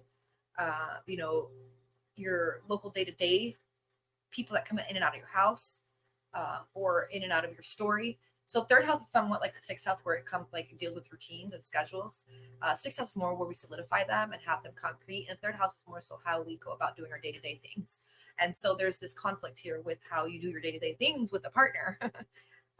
And so you won't really see that resolution until Mercury goes direct at the end of the month. So, be aware that you could be dealing with eclipsing a partnership out or a career path. But there's light at the end of the tunnel. 6 months from now, something new will come for you. There's an opportunity here to network with someone. And it also looks like a severing of a friendship. But it brings in a better group of energy if you let that go. So, okay, Cancer, I think that's it. Let's see. We can talk about Pluto real quick too before I move forward. So Pluto is in your 8th house of chunky money, Cancer. It's trying to do 20 years here of leveling you up. The 8th house deals with a lot of debts and trauma, psychological trauma. It's very karmic in nature, and it's trauma based on how you merged it with other people. So it's not just your own trauma like 12th house or 4th house childhood trauma, how you perceived it, but it is all that compacted into how you share it with other people. And it could be trauma that's actually not yours, that belongs to other people, but it's a DNA thing. This house natally is ruled by Scorpio, and Pluto rules over DNA. It rules over the coding of that. So there's could be some change in, I think Cancer rising, you would benefit a lot from studying epigenetics and cognitive therapy, because it can help you to release all of what Pluto's asking you to release here, because that's in the way of your chunky money. That's in the way of your inheritance. That's in the way of your creative force. That's in the way of how you, you deal with sex as well. This is the 8th house of sex, not the 5th house of sex, where it's like joy and great and loving, but the 8th house of sex can be really dark. It's where we can see like BDSM or sexual abuse and things of that nature. So, Cancer could benefit from epigenetics to heal this area, because Pluto is, once you heal this area, Pluto is going to level you up here. It rules your 5th house of joy. It rules your 5th house of children. It rules your 5th house of in astrology, financial astrology, the 5th house is financial. It's a money house. It's a lucky house. It's speculation. It's where you can win lotteries and stuff. And it's the house of pleasures and what sings to your heart. So if you can clear this up, this will happen here. But this eclipse is starting this new shift for you here in regards to how you undo yourself and how it has something to do with trauma, in order to get you on your career path, because you are having trouble finding your purpose and what your career and legacy should be. All right, Cancer. Anything you want to add, Lately? No, I don't think so. Okay. Sounds good. Cancers? Yeah, sounds good. All right, we'll move to Leo rising. Leo rising, this eclipse is happening in your 9th house of God. Who is God? What is God? What is your purpose? Who are you? What is the point of life? This is an educational house. This has to do with higher learning, universities, things of that nature. This has to do with foreign ties, travels, and cultures and beliefs. This is your philosophies. So this entire house is being eclipsed, and this is a trine to you by sign to your 1st house. So this is actually positive for you. This eclipse does, hold on one second, you guys. I can hear my dog whining outside. So I'm going to tell my son to go get him, please. He's barking, and I don't want you guys to hear that in the background. Oh, there we go. So you heard it. Okay, so this eclipse is trine to you by sign, and it is going to look at eclipses as, fated endings, fated removals. So this fated removal is going to potentially fatally remove your beliefs, your philosophies, and how you connect with source. Okay, whatever God is to you. This is changing. There's a wound here. So this tells me with this Chiron, eclipse activation and the North Node here, you've been insatiably looking for your purpose. You've been insatiably trying to get school and education out of the way. You have been really trying hard to figure out where you want to live. You potentially might want to live in another, foreign land somewhere. And so you've put these plans into motion. Now this eclipse is happening. Mercury is here. So you're gonna have to go back and revise that. And with Chiron here, it tells me that there's a wound around this. Maybe you have not felt like you have known what your purpose is for a really long time. Especially with the North Node here for the last year, you have been feeling it insatiably now.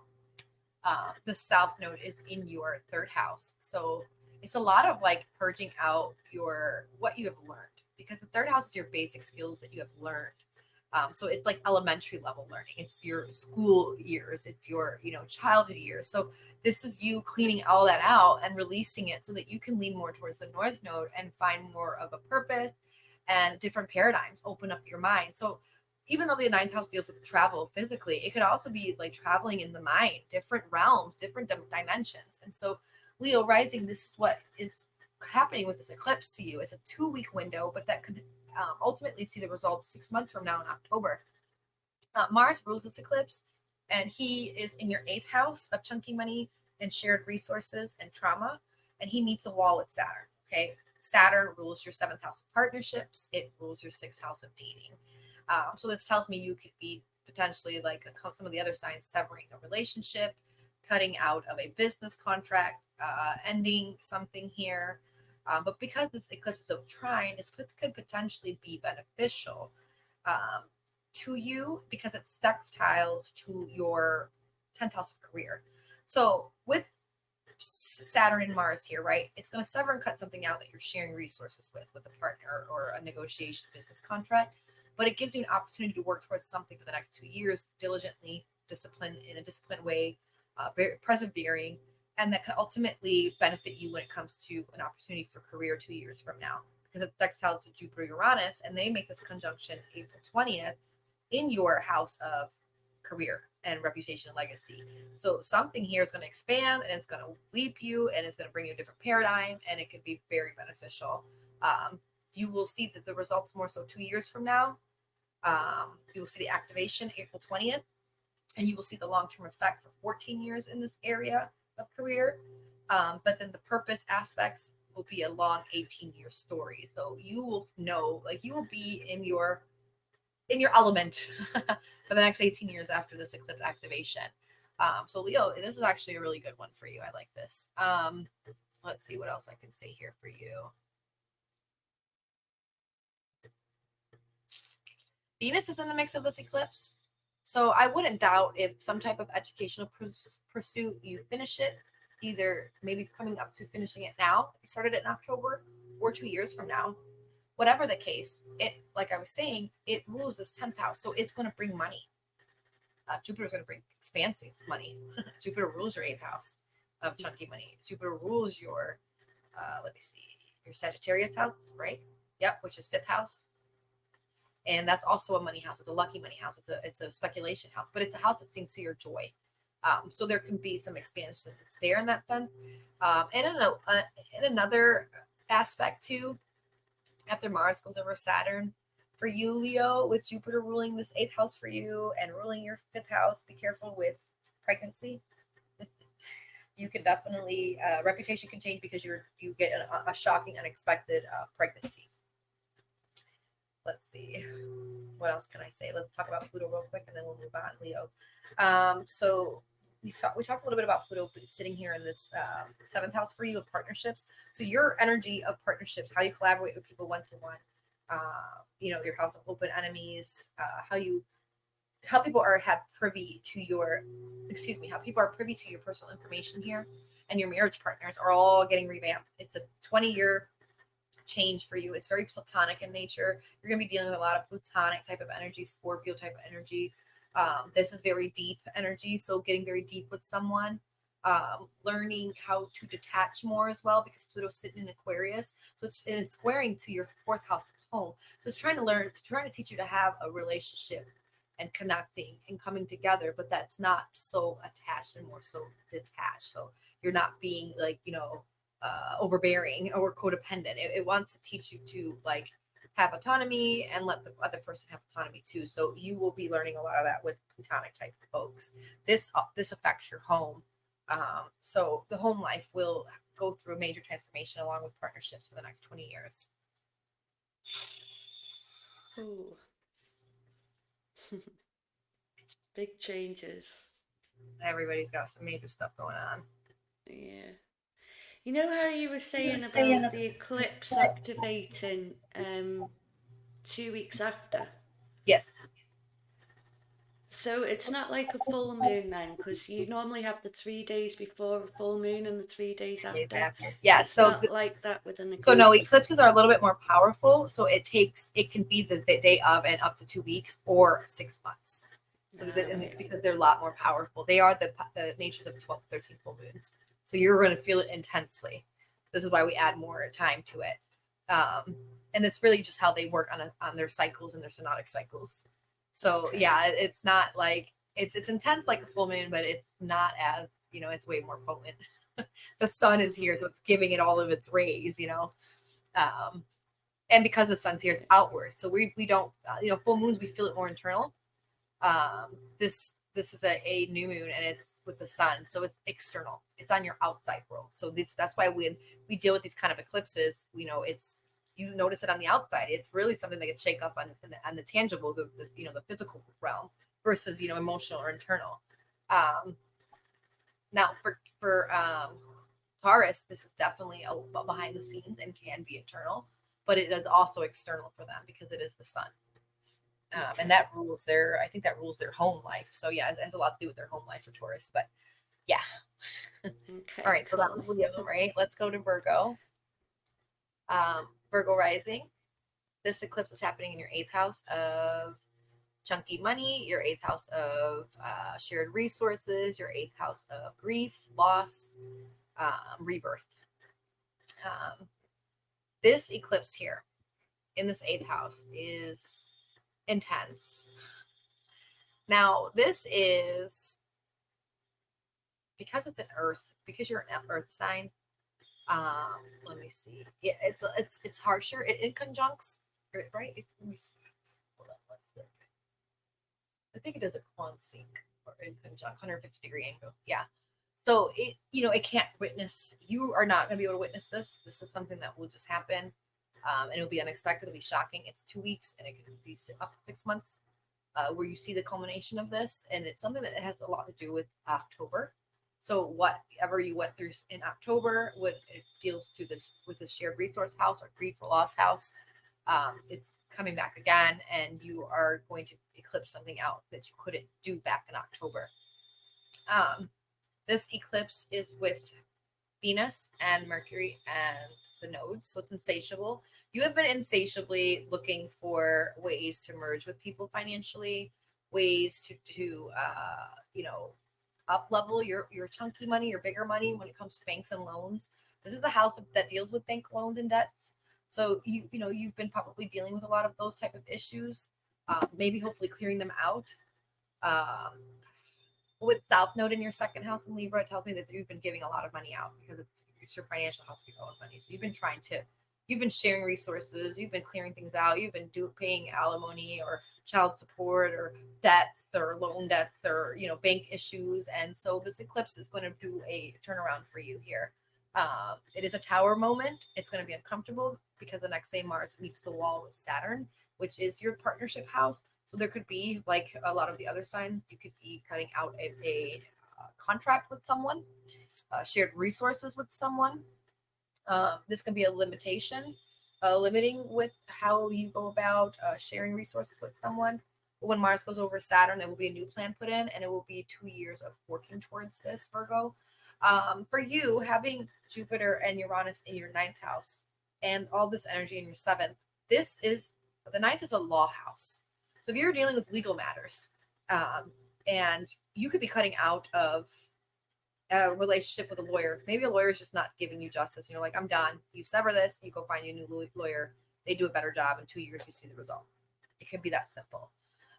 But this is a law house, and this is a legal house, this 11th house. And you have Jupiter here in Uranus. So Uranus has been sitting here for some time, probably really if not bringing you some shocking, chaotic energy with how you do your education, how you believe in things, your philosophy, your connection with God, but also your legal stuff.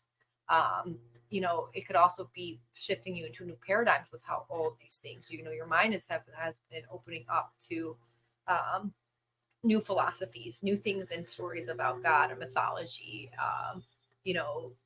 more, Uranus is the energy of genius. So it's like it uses the higher mind. So you've been really using more of that higher mind to make sense of life. But it's been really chaotic with Uranus here. And Uranus rules your sixth house of debts, like tangible debts, mortgages and leases, dating house, this is the house of health. This is the house of pets. This is the house of how you service others and your coworkers, your day-to-day schedules and routine. So this tells me that there is a change here that needs to happen.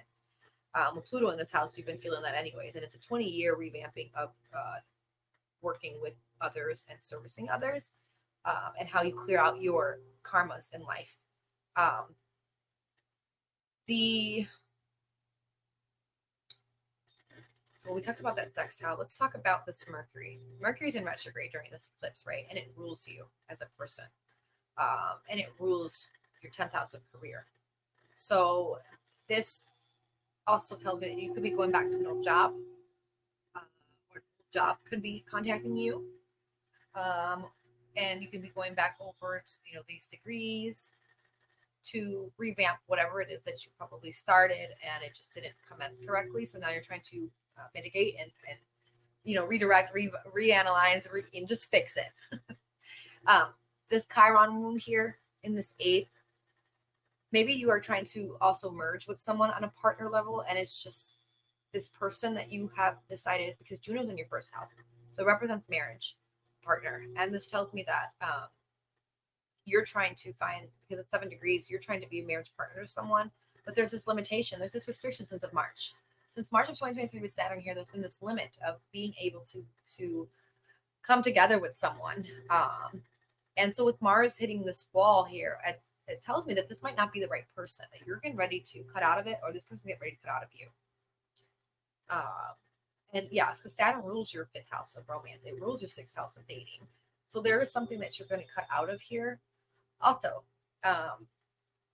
if you pay child support, this could be unfortunately an uptick in having to pay more or alimony to a partner, because Saturn rules your 5th house of children. And this eclipse is in your 8th house of debts and shared resources. So, and then there's an activation to your legal house. So, if you're dealing with that kind of energy, You might have to put out more child support. You might have to pay out more alimony, and or you sever a connection with someone and you guys decide how you're going to share your resources, and you figure out a way. But it does not seem to mitigate until about 6 months from now. The longer story here for the sixth house of work for you is 2 years. So maybe you find a better work day-to-day routine and schedule, and it really, you really get serious here and get very disciplined. And Mars is going to help you to not be impulsive and take the wrong actions anymore, where you're like going through grief or loss. You keep going through this debt cycle. So Saturn's going to solidify you doing this concisely and actually having a strategic plan of action, and how you can also, how it pertains to your children, and the joy, your heart matters, romance, things like that. So for you, Virgo rising, the eclipse is going to shuffle this area for you. The eighth house is the area of inheritances, and Jupiter is in your ninth house of legal matters. That rules your seventh house of partnership. So you could inherit some money. This also rules your fourth home. Maybe, I hate to say this, but maybe there's a loss of some sorts. There's the death rebirth energy here. Jupiter rules the fourth house of home. So the energy of a mother or someone in the home, someone close to you, and then 6 months from now you get some type of inheritance that you weren't aware of, and it was just shocking, because it's unexpected. So that is another way that this story can play out for you. I know you've been doing a lot of changes to your health. Pluto in the sixth house, that's asking you to change your health, and how you deal with your day-to-day stuff, and the way that you communicate and the way that you're learning. All that has to change in order for you to mitigate your health. You're learning new ways of fixing your health, that was secret.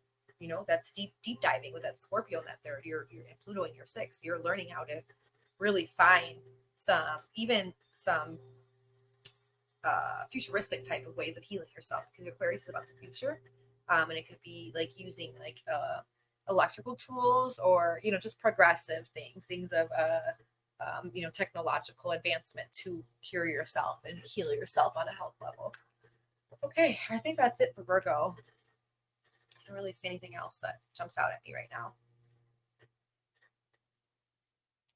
So, anything you want to add? Nope. Okay, Good. we'll go to the next one then. Libra rising. Yeah, cool. Libra rising. This eclipse is happening in your partnership house, so you're seeing this eclipse on other people.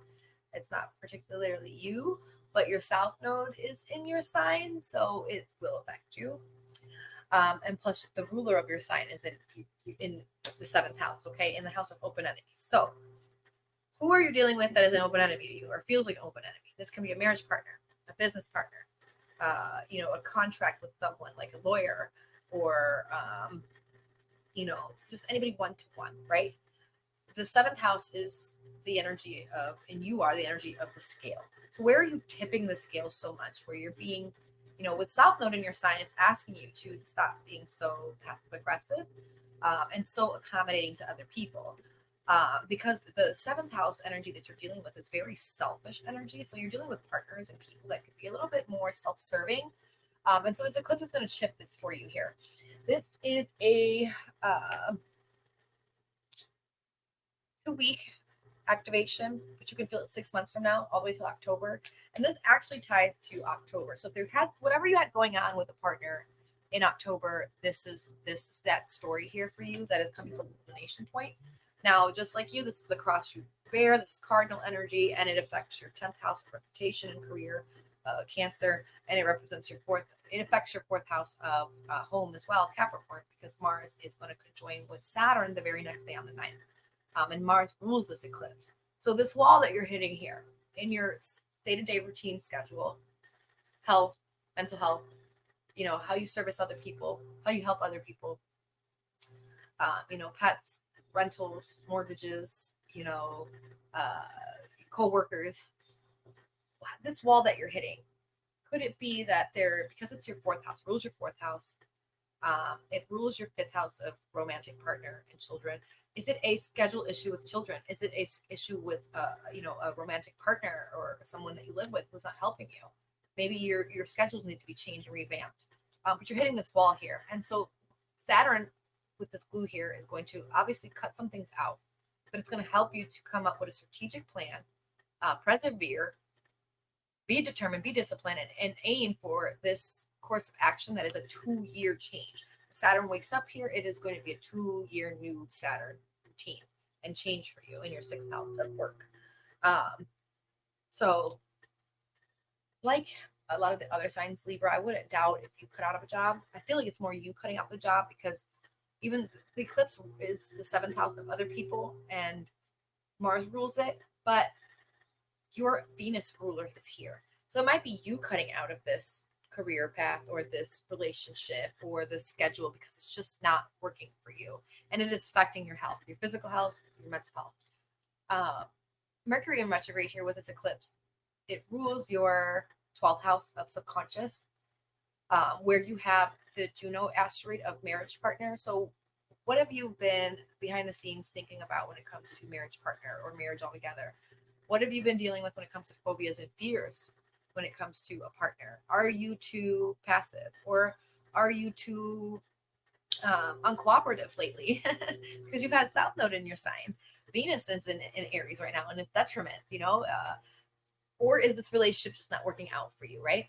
What fears and phobias are you bringing into this relationship that you're making come to reality that doesn't need to be here because it pertains to a past life energy, right? So this tells me it's very karmic in nature, what you're going through. And so with Saturn in your 6th house, you have been clearing out a lot of karmic debt when it comes to marriage partner or partnerships in general and how you service them and deal with them. Let's see. Chiron wound here in the 7th house. So it definitely tells me that there's this wounding around partnerships and connections, a wounding around, an audience house, a contract house, and just how you connect with people one-to-one. So if the 1st house is the I, the 7th house is the we. In your case, it's like the we, which is in the I, in the 1st house. So is in, opposition to the we house, but that has the I house there. So you're dealing, again, with people that are a little bit more self-serving, and it's not benefiting you. So you need to cut out of this somehow. The North Node the North has been pushing you towards that for about a year now, and it's insatiable at this point. It's going to devour. It's going to make you, push forward. You are commanding right now. Mars is the ruler of this eclipse. So this tells me that there could be some trouble with coworkers. They might want to cut you out of a project or a deal, a business deal of some sorts, some contract. And Mercury being in retrograde, that rules your 12th house. There could be some secrets undoing behind the scenes that you don't know, some hidden enemies of some sorts when it comes to your, day-to-day working routine or partner. So keep an eye out for that. Mercury also rules your 9th house of God, your purpose. So there'll be some questions about that too. You'll be going back over that. Probably because of dealing with some, some disagreements and some restrictions, limitations when it comes to a partner, whether it's romantic or for your work. This energy is going to have you ask yourself, what is it? Like, what can I do? What can I shift and change here? How can I communicate better? Maybe you and this person don't have, you don't see the bigger picture the same. Maybe your philosophies are different, and it's coming. It's you're hitting a wall with it now. This all gets revamped for you, okay? During this eclipse and this activation, I'm trying to see what else. There's an opportunity here with Mars in conjunction to Saturn from your 6th to your 8th house. So something that you do here, or that gets presented to you with a partner, potentially business, and how it pertains to your coworker or how you service other people, gives you an opportunity, Virgo rising, to potentially get some gains here with this chunky money. You have Jupiter and Uranus in your, right? No, that's your 9th house. Sorry. Okay. So it's your 6th house to your 9th house. My bad. Yeah, because that's 7th house right there. That's partners. This conjunction to your 9th house tells me there's an opportunity for education pursuits to potentially get into some education that you like, that you can do from home, because Jupiter rules your home house. Oh, no, that's Libra. Sorry. I'm like getting lost now. No, I was right. Okay. So the chunky money house is the 8th house. So Libra rising. This energy with the Saturn Mars conjunction is sextiling your 8th house of chunky money. So this does tell me there's an opportunity here for maybe collaborating with someone with a contract, a business contract, how it pertains to your day-to-day work and routine, your work. So maybe it's a coworker, and you guys come up with an opportunity to expand the chunky money house for you. Yep, because Jupiter's here, and it rules. Let's see, your 3rd house of communication. So publishing, there could be an opportunity to publish something here in collaboration with someone. That with Uranus here, it is. It's a new paradigm. It's very genius, very futuristic, and with Jupiter is very expansive. It grows something here for you. So look out for that, because that on the 20th of April, that conjunction is going to bring something good. And the 9th house is also a publishing house. So you could see some benefits here from, maybe if you're a writer, if you're doing journalism, if you're doing publications, if you're doing online work, podcasting, this can grow for you. This can blow up for you, and you can hit, different markets and different cultures. So if there's something that you want to do in that sense, with how you communicate and how you publish, this is an opportunity to get that going. And you can utilize, cameras. Pisces rules cameras. Mars and Saturn are here, and they can solidify that for you. And Venus just left for exaltation in that energy in your 6th house of day-to-day work. So you can utilize cameras and media outlets in order to expand some type of, publishing of some sort. So look out for that, Libra rising. That is very beneficial for you work-wise. Let me see. What else can I say for them? Well, they have Pluto in the 5th house, so that shrines them. So Libra rising, Pluto will be here for 20 years in your 5th house of children, in your 5th house of entrepreneurial work, creative endeavors, your 5th house of joy, your heart center, what makes you happy, what brings you pleasure, what brings you leisure. This is a level up. This is great for the next 20 years. Pluto rules your 2nd house of finances. So even though it's in the square, there'll be some type of power struggle or letting go of things, or death and rebirth, but it will bring you some powerful financial level up here, where you can see a benefit with romance and children and pleasure and leisure, because financially you have enough to experience that. So this will bring abundance, and it's a beautiful trine to you by sign. So Pluto's definitely doing a lot of work on changing you, is rebirthing you, period. So this activation rebirth in the 7th house of partnerships isn't by mistake, because you're also going through a rebirth.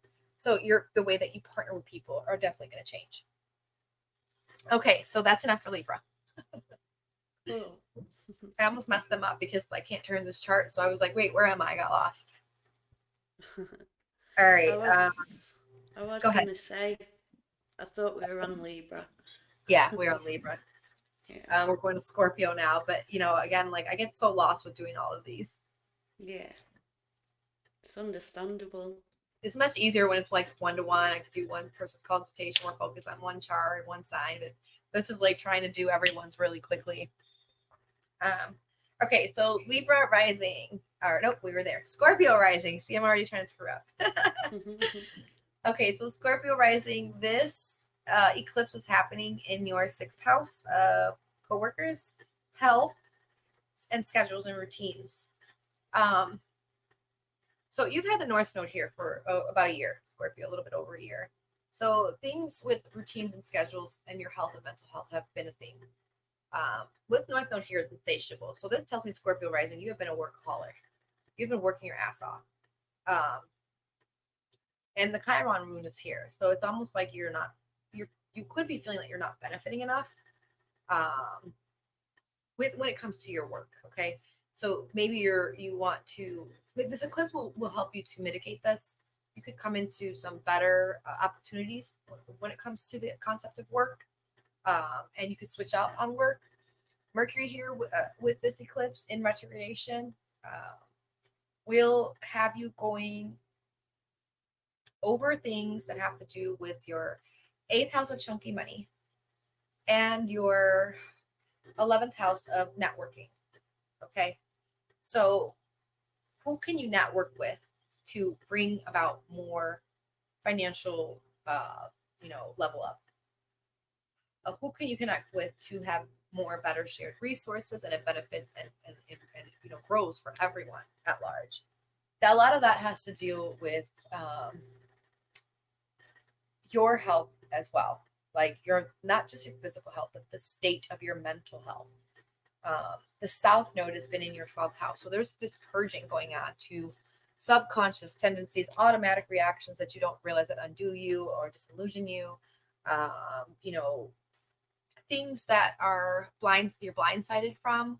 There could be some sense of fears and phobias that you don't even recognize that play out, and they are affecting the way that you are handling your day-to-day work routines and schedule, and dealing with your coworker, and how you service other people, because the sixth house deals with servicing other people. So you're getting this energy eclipse here, right? So this is a 2-week activation. If you don't see it right away, it can go all the way up to 6 months, and you can see the results of this 6 months from now.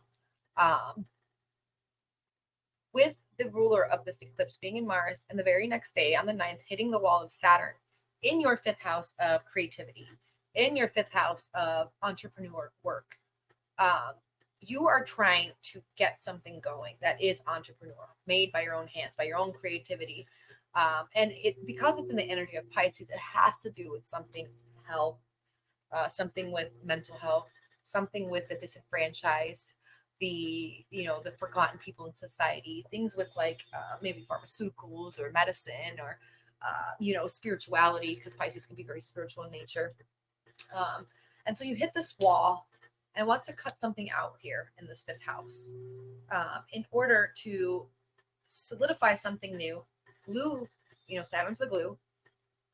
Glue this together where you become steadfast, persevering, determined, concise, using strategy, and very disciplined in your actions for the next 2 years. This will activate and change this eclipse energy for you in the 6th house of work. Let me see. I said Mercury rules your 11th, so it's a network thing for you. Venus will be here in this mix, right? So Venus was just in your 5th house, Scorpio, giving you a love up to romance, giving you a love up with children. Now it's very realistic because Saturn's in the mix. So even though Neptune is in its sign and domicile, and Venus is in her exaltation, she ran into Saturn. So it was about reality. Saturn and Venus are actually favorable. They get along. Saturn exalts in her sign in Libra, so it's not a bad thing. She actually respects Saturn because he's very disciplined and he's very consistent, and that's what Venus wants. He wants consistency. So what here in your 5th house, where rules creation, creativity, it rules sex, it rules flings, romance, it rules your children, it rules your entrepreneur work, your stage, your leisure, your pleasure, what stings to your heart, what is joyous, what here have you tried to manifest with this Venus energy? Now she's in 6th house, going into that warrior mode to get it done. What here can you see that's going to be eclipsed and changed for you, that will allow you to put this into motion? You can see growth here with this Scorpio rising. I like this. This is beautiful. This eclipse is an aversion to you, so it's uncomfortable. You're going to hit a wall. Mars rules you. You're going to feel limited for the first 3 weeks of this month, but by the end of the month, you will see the results of this, especially around the April 20th and on, because Jupiter and Uranus will conjunct, and they conjunct in your 7th house of partnerships and business contracts. So there's an opening here to network with somebody different, going back over maybe old connections that you made in October, to network with someone that can open up something massive here for you in regards to contracts and partnerships. And it's very Uranian in nature, very futuristic, very technological. It could be even astrology, because Uranus rules astrology. So something here, Scorpio rising, could benefit you, and you will see the results of that April 20th and on.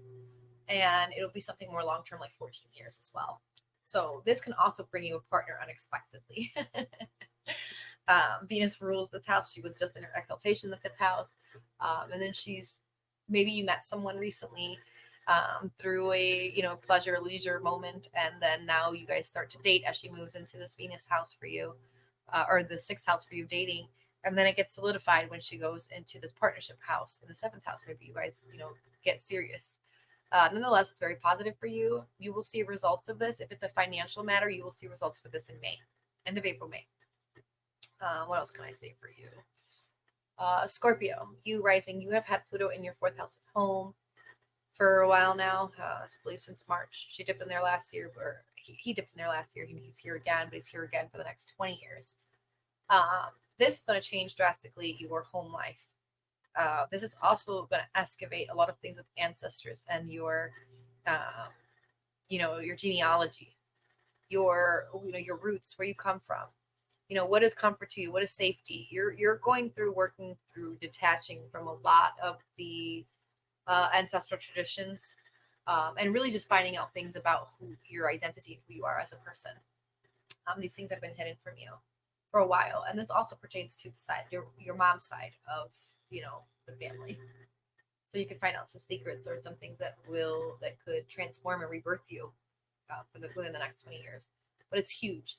Scorpio also, like Leo, could be doing, because their 10th house is Leo. In the sun, this sun is an eclipse sun as well. In your 6th house of work, your work could change, your career can change. But this tells me that real estate can be really big for you. Pluto is in your 8th house, or in your 4th house.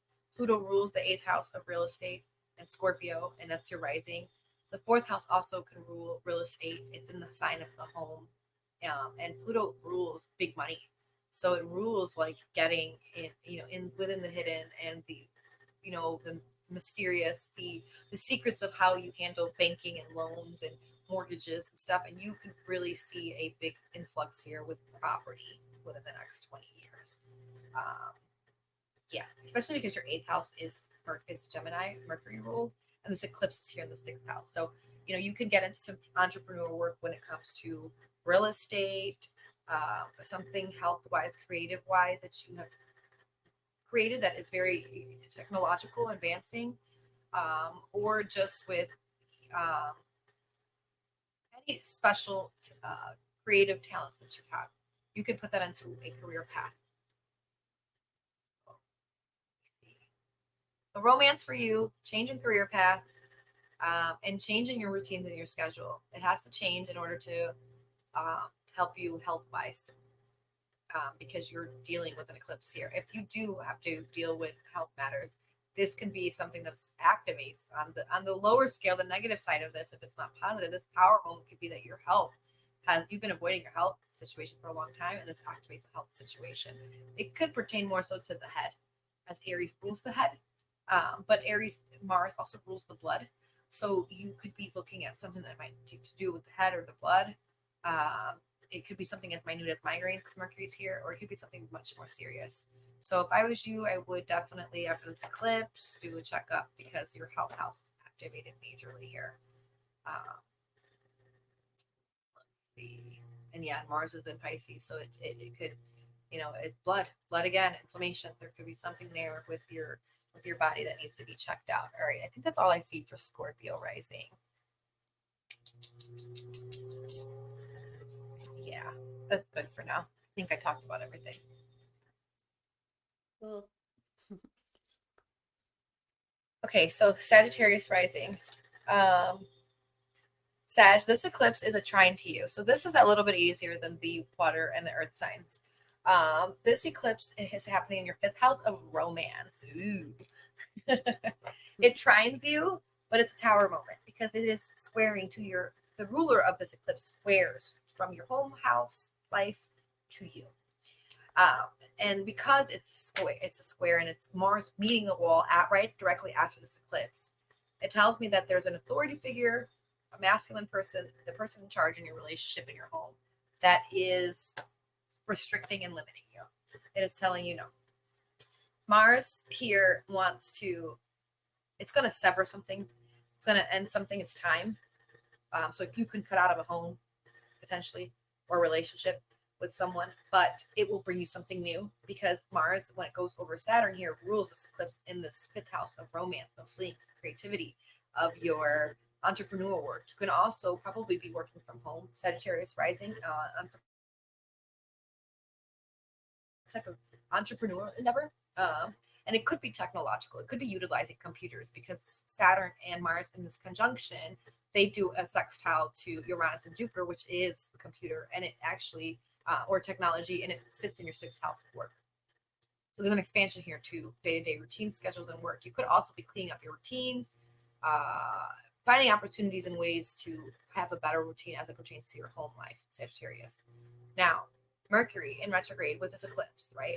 It rules your seventh house of partnerships and business contracts and open enemies. So is a partner undoing you? Maybe you're with the wrong person. This is why the Saturn is hitting this wall in your fourth house of home. Maybe this is why this eclipse is happening in your fifth house, because it's going to bring you a better partner. Or are you hitting a wall when it comes to your children? Is there some issues with you and a partner and being able to parent correctly? That's also how this thing could go, Sagittarius rising. Now, Mercury also rules your 10th house. It rules your 10th house of career. It rules your 10th house of reputation. It rules your 10th house of legacy, the mark that you want to leave in the world. So it looks like all this energy in your, your fourth house of home. Pluto's also in your neighborhood. You've got all this energy in your fifth house of romance and pleasure, what brings you joy. Then you have all this energy in your routine house and your sixth house of work. This is telling me that all this needs to be cleaned up in order to activate this career, reputation, legacy house, the 10th house that you're trying to get up and going. Okay. That's why Mercury's retrograde. So he's going to go back all the way to 16 degrees and he'll go direct. So he's going to go over these areas, these plans that you've made, going to show you what needs to be revised, what needs to be fixed here. And then it's going to go direct to put it back into motion. Now, Chiron is here in your fifth house. There's a wound here, a childhood wound. So it can deal with your childhood or it can deal with your children. This wound can deal with your creativity. Maybe you don't feel like your creative abilities would be accepted by society. And I'm going to tell you that that's not true and you should push through. Chiron here also can sing to, you might have a hard time knowing what brings you joy. You can be very impulsive in nature when it comes to the excitement and adventure and the things that you like, but it could be undoing you a little bit. So this eclipse and trine to you is going to help heal this area for you of any wounding that you have as a child, of any wounding when it has pertains to children, and to any wounding in how you assert your authenticity and your self-esteem, your values, and how you put things into motion. Because Aries is the energy of initiating, and so there's a wound here. There's a problem with initiating here, and we can see that that's been an issue because Saturn is in opposition to your career house. So you're having a hard time figuring out what do you want, you're trying to be very real about it, looking at things realistically, especially in the home life. You're trying to be very serious and realistic when it comes to your home, who needs to be in the home, who you allow to be privy to your home, and really having more boundaries around home situations. And on a personal level, this can also be having more boundaries with mother.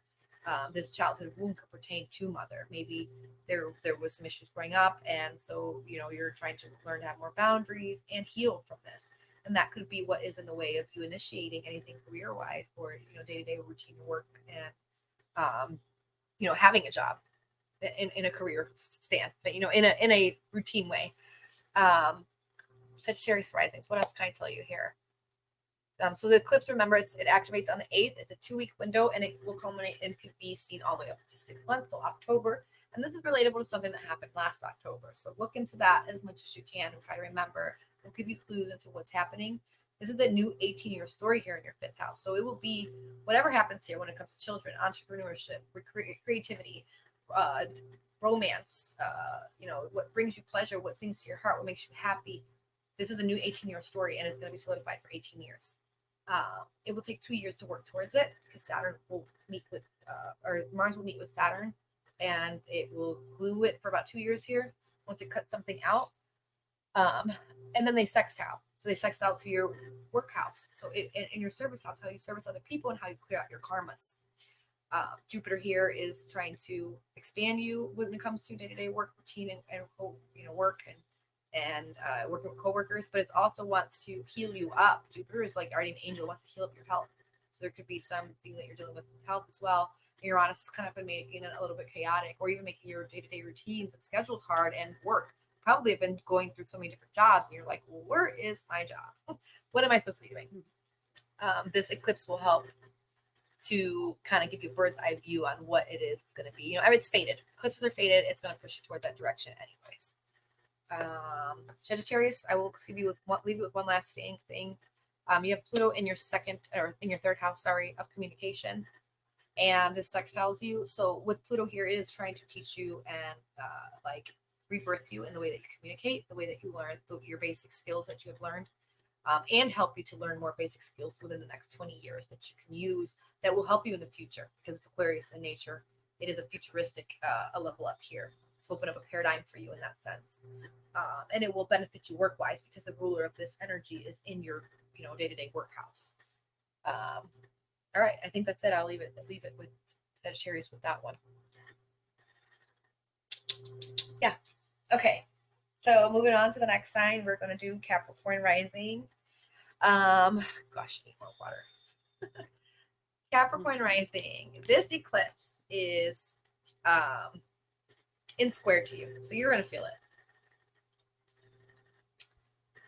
Like all of the earth signs, this is not a good one. It's fated. It's intense. It's going to be uncomfortable. It's squaring from you to your home. So this eclipse happens on the 8th. It is present with Chiron. So there's a wound here for you, Capricorn. And this wound pertains to your home life growing up, your ancestral line, your mother, and your internal world, and your world, behind closed doors in your home. The North Node is here. It's been here for a while. The South Node has been in your 10th house for a while. What does this mean? Well, the 10th house is your legacy, right? So the South Node has been like clearing out things, kind of purging, and sewage opened and it's just leaking out. So how you used to go about things when it comes to your career, your work, bosses, legacy, reputation, it's being cleared out, because you're building you're leaning more towards this North Node now in the 4th house, and you're asking yourself, Capricorn, where do I belong? What is home? Where is home? And who is home to me? This Chiron wound could be this, like I said, this mother wound. And so you have a hard time sharing a home with someone, and you are Cap in nature. So the opposite energy for you in your 7th house is Cancer, which is the nurturing mother house or the mother energy. So, you could probably be dealing with people that are more like, have become more of a mother to you, whether you're male or female, and you're looking at this like, okay, I need to clear this out. The eclipse is going to clear this out for you. It's fated. So if you're sharing a home with somebody like that, it's no longer benefiting you. It's gonna wipe it out. It's gonna clean it out. The ruler of this eclipse is Mars, and it will meet the wall with Saturn the very next day on the 9th. And this is in your local travel house. This is in your local neighborhood house. This is in your neighborhood. You want to cut out of your neighborhood. You're tired of your neighborhood. You're trying to make this very real, very, very realistic. And you're trying to make very disciplined choices when it comes to your neighborhood, because Saturn's been here since March. But now Mars is meeting this wall, and it's going to cut something out. You could potentially cut out a neighborhood. You could cut out the connection with a sibling. It can eclipse that energy if you have a sibling living with you and they've just been overbearing. That could be that 7th house energy of being a mother to everyone. And so Mars is like, no more. It's in charge of this eclipse. It's hitting this wall. It's going to now get strategic, persevere, determined, very disciplined within the next 2 years on how it amplifies and solidifies what it is that you're trying to do with this neighborhood and your home life. It's a solar eclipse, so this tells me it could be male in nature that you're dealing with that needs to get cut out. It could also be an authority that you're sharing resources with, and it's draining you, because the sun rules your 8th house of shared resources, and it rules the 8th house of trauma. This is how we merge with someone, where we feel responsible, but it's undoing you. So this is an energy that must go. With Mercury here in retrograde, it can potentially cause some issues in the home with like glitches with the Mercury type stuff. So be careful with working machinery in the house and stuff like that. If you're remodeling, you could be going back towards trying to remodel something in the home. And Mercury could also be with how because it rules your 6th house of your day-to-day routines and schedules, your schedules need to change, or they could be changing. There could be a disruption to your schedules. and or what you're going through in the home life that nobody can see, that you're just kind of dealing with behind the scenes or in private, it is affecting your health, because Gemini is your 12th, is your sixth. And then you have Virgo that Mercury also rules. That's your ninth house. So your purpose. What is your purpose? So you could be, because you're Capricorn, you're very traditional in nature, right? And so Saturn rules you, and it's in your third house of communication. But it's been limiting you here. It's been limiting you here with your communication, with your, the way that you're learning. And so it wants you to cut out of old traditions. And because it's a sextile by planets from Saturn, Mars to Jupiter and Uranus, it wants to push you into a more new paradigm, a very progressive paradigm, and not ultimately get rid of all the traditions, but revamp them to fit the time and the mold into the times that we are headed towards, which are very Aquarian in nature. It's very technological. So what technology-wise can you start to use that can benefit this, benefit your fifth house of your creative work? There's something that you can do creative that you can utilize with technology that can blow up here for you, that has something to do with communication and how you get information, give it or learn it, or teach it even too. That you need to use this. You need to jump through this portal because it's very beneficial in expanding this fifth house of lucky money, speculating, gambling, romance, creativity, entrepreneurial work. So if you're doing entrepreneurial work, this can expand this here. This can also tell me that you could be,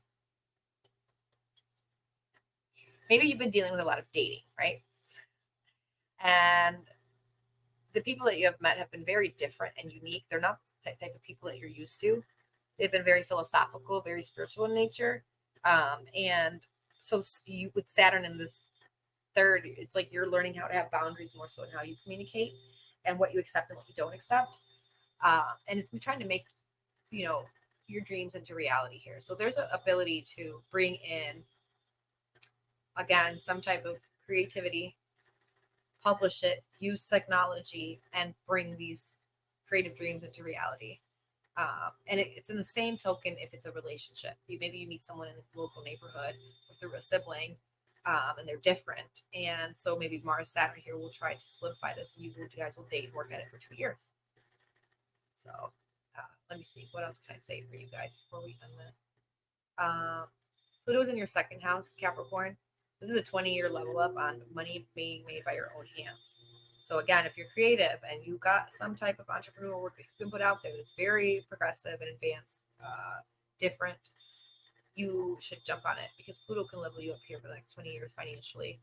And since Pluto's in Aquarius, it's your second house of technological things and internet. You should be really utilizing the internet when it comes to making your income, or just different things that have to do with technology or electrical things, aviation, airplanes, anything like that, anything that's Uranus in nature, even astrology and the occult stuff as well.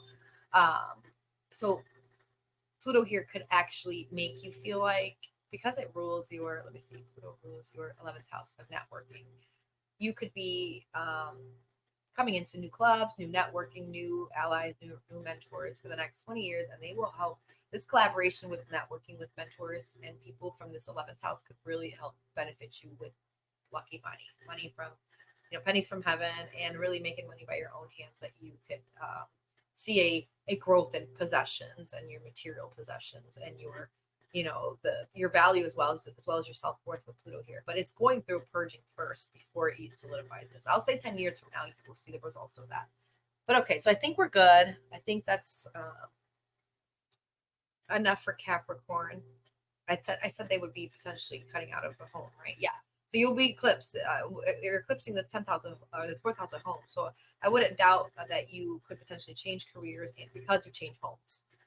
Or you could just even stay in the same career, but you get a new rental. You find a new property. Maybe you buy a house. Mars is about real estate sometimes too, because it rules Scorpio. So maybe you solidify some contracts. Like you meet a wall with this Mercury retrograde, and then when Mercury goes direct, you fix the contracts, you solidify it, and you buy a property. So Capricorn rising, be a lookout for that if you're trying to buy real estate right now. Okay. I'm good with Capricorn. Anything you want to add? No. All right, let's jump to Aquarius next. We got two Good. more, and I'm like, oh my god, we're finally done. All right, so Aquarius rising. This eclipse is happening in your third house of communication, publishing, neighborhoods, siblings, distant relatives, skills that you have learned through education, your basic skills house, so your basic learning. This also can rule over cars, so be careful with traveling because Mercury's here in retrograde.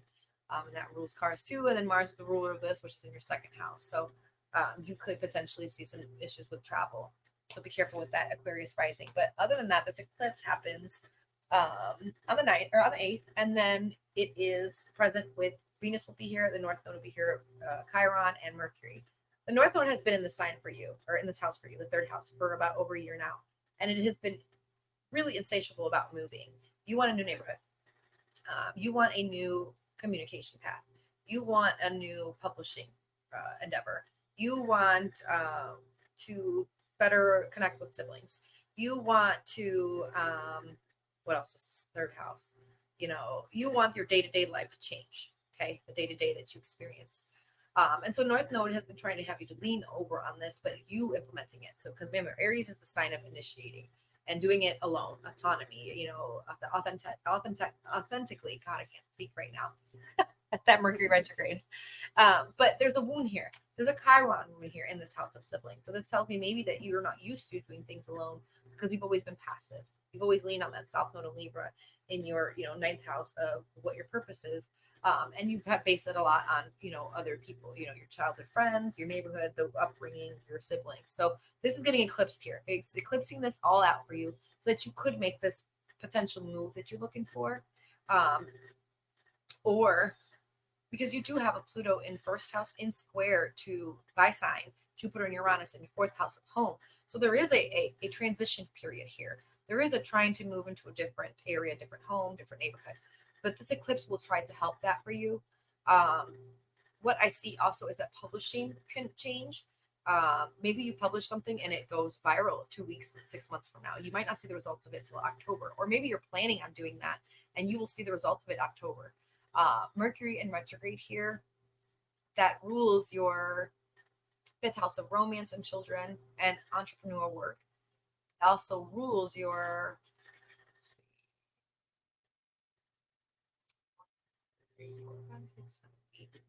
eighth house.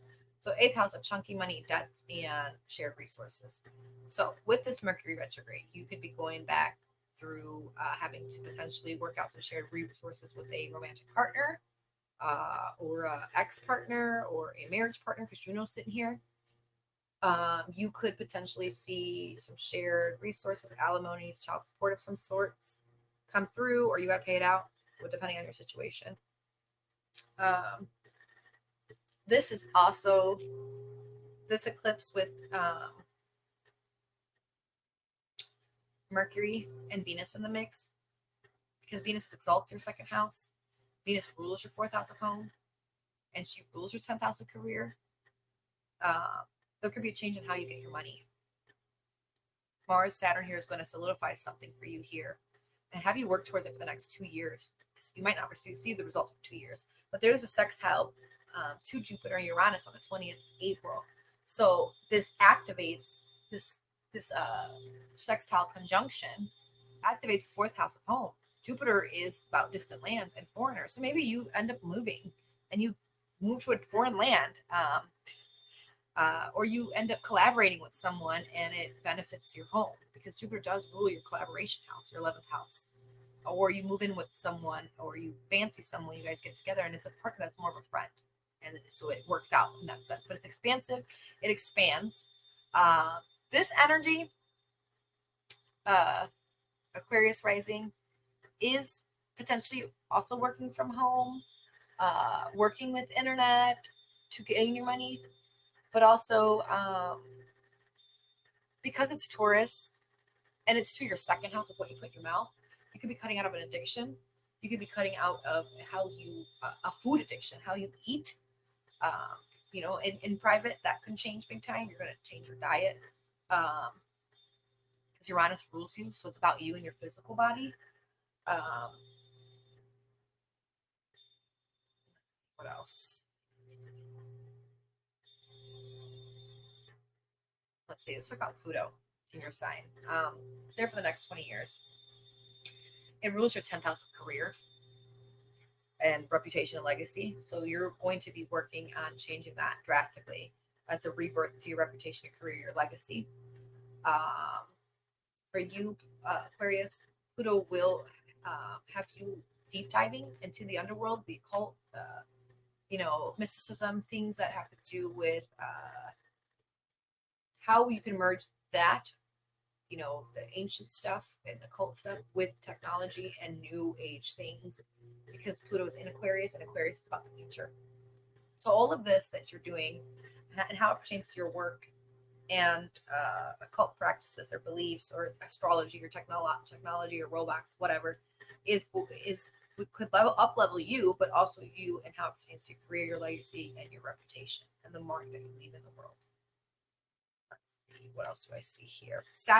Mars hits this wall with Saturn, right, in your financial house. And the money that you make by your own hands, it has a lot to do with your self-esteem. So, I tell people all the time, if you're looking at self-esteem situation and your money's low, it's got a lot to do with how you feel about yourself. But in your case, it really does, because this Saturn rules your 12th house. It's your blind spot, your subconscious patterns, your automatic reactions, how you undo yourself, how you disillusion yourself. Mars wants to cut out of this. It wants to limit some fears. Saturn, Capricorn deals with fears automatically, and this is a house of fears. So it's like a double whammy for you. So there's this fear of not being able to have material possessions. There's this fear with not being able to sustain yourself and have some self-worth or enough value, self-esteem. And so you can see your money can oscillate, right? Because when you have Pisces in its second house of finances, it's like the ocean. It's the water that goes like this. So your money goes like this, right? So this tells me that with Saturn ruling this 12th house and Mars sitting here, it's going to sever this way of seeing the money go up and down in relations to this eclipse in your third house of upbringing. So how you internalize your siblings' ways of speaking and thinking, your childhood ways of speaking and thinking, and your family members, your relatives, your legacy, all of that is being changed in order for you to release your fears around poverty mindedness, scarcity, things of that nature. So Aquarius, you're going to see that change in your Capricorn 12th house for sure. Saturn also rules you traditionally. So you're going to hit a wall. You are hitting your wall when it comes to your finances for a couple weeks. This will mitigate itself at the end of the month, so don't worry. And you will be, it will affect the fears and phobias and subconscious patterns that come back, that quiet mind behind you that talks. Try not to listen to that and sever that out, because you're actually going to implement something new for the next 2 years that will be beneficial and will bring an opportunity for you when it comes to working from home, pulling in more money, partnering up with someone, networking with someone that can ultimately change your career path and your legacy. So, all right, that's Aquarius rising. And lots of shifting around for everyone. Yeah. Oh, yeah. And then last but not least, Pisces rising. I am a Pisces rising. So this eclipse is in our finance house. Harsh. All right. So Pisces rising. Just like the earth and water, this is an aversion. We can't witness this house. We can't see what's happening. But we are in charge of this. Why? Because Mars is in our sign, and Mars rules this eclipse. So we have the fate in our hands. So even though it's fated, we have the choices and the decisions in our hand if we are disciplined, concise, determined, and persevere, because Mars hits the wall with Saturn the very next day after the eclipse. Mars is also surgical. And so I'll give mine for an example. I actually have surgery on my eyes coming up on the 11th. So the very day that Mars is leaving over Saturn. And so it rules my second house, but it rules, Aries, which is the eyes, and the first house, which is my embodiment. So it's not by chance. So Pisces rising, you could be dealing with either having to have surgery, having to deal with, because Saturn rules your 12th, which is hospitals, and Saturn rules your 11th, which is fronts. So So you can be, if it's not cutting, something on your body and hospital type thing, it is cutting out of a friendship, a network, a group, a collaboration that's no longer serving you. It's actually been in the way. Mars ruling this eclipse that activates your second house of finances. This is a up level. So Pisces rising has probably been dealing with a lot of money up and down, right? Just like Aquarius. But this energy is leaning away from that south node in their eighth house. So they have been leaning on their savings, others' resources, getting money through other people, inheritances, legal, like winnings, whatever, lottery wins stuff, whatever. And now they have to lean more towards that north node.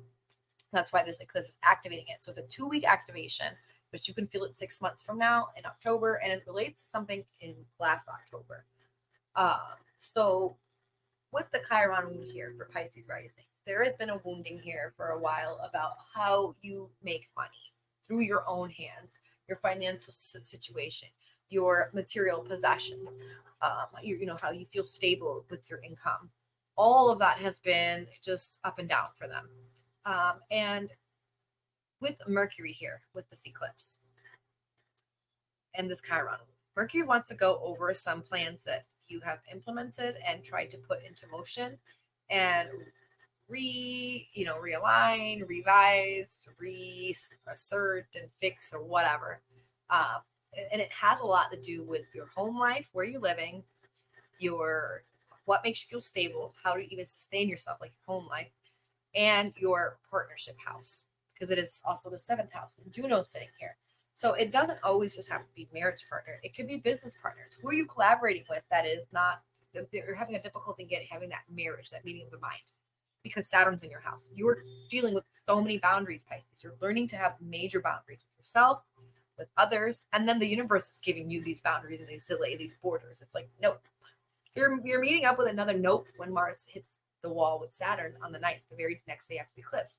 And it rules this eclipse. So you could feel like, some authorities or some, because it is your 11th house. So friendships, authority, people older than you, older siblings, people that you look up to, mentors, people that you collaborate with and network with are telling you no. And it's not a long-term no. It's not a no that's forever. It's a no that's like, okay, no right now, because you need to do this correctly. So this is a 2-year glue from Saturn and Mars whenever Saturn wakes up this month, and it will act brand new, and it will bring in persevering, determination, concise decision making, moving in a pace where it's very stable and disciplined in order to manifest what it is that you want to manifest. It has something to do with this 3rd house, because the sextile Jupiter and Uranus. 3rd house again deals with younger siblings in general, relatives. But on a more personal level, it deals with how you communicate, how you learn, the basic skills that you have that you've learned that you can put into action. The 3rd house deals with publishing, and in our realm now, in this time, it's publishing through internet. So it could be the internet. It is how you communicate, how you educate, how you learn, how you travel, how you move around, local traveling. Prices rising. Have you been traveling a lot? Have you had to move around locally? Get around. How's that affecting you? You know what I mean? So this eclipse activation here with this Mars meeting the wall the next day is going to change the way you're traveling. It could change a vehicle. You could potentially on April 20th, maybe a new vehicle comes through, a lucky by chance vehicle, you know what I'm saying? Or something lucky in that sense. If you've been waiting on some type of inheritances, that can come through. Because Jupiter rules your 9th house of legal matters, your 10th house of career, and then Mars rules your 9th house of legal matters. So both of these sextile can bring maybe some money from a legal matter, from a job, a career, or a spouse, if you've had to separate from a spouse. Let me see what else is going on here. Pisces, you've had this energy with Juno in your 7th house. And it's crazy because Saturn's in your 1st house, right? And Saturn, whenever we see Saturn here, it just gives this delay and this limitation. It makes you get really serious about things. So you've been really serious about how you see the world. You're not this happy-go-lucky, fantastical, like, oh, jolly type of persona right now. You're serious. People around you are probably saying it. My family's saying it to me. And so Juno in this this opposite house, in your marriage house, partnership house, open enemy house, the people that you've been meeting, you're trying to meet people for long term, right? But they are not.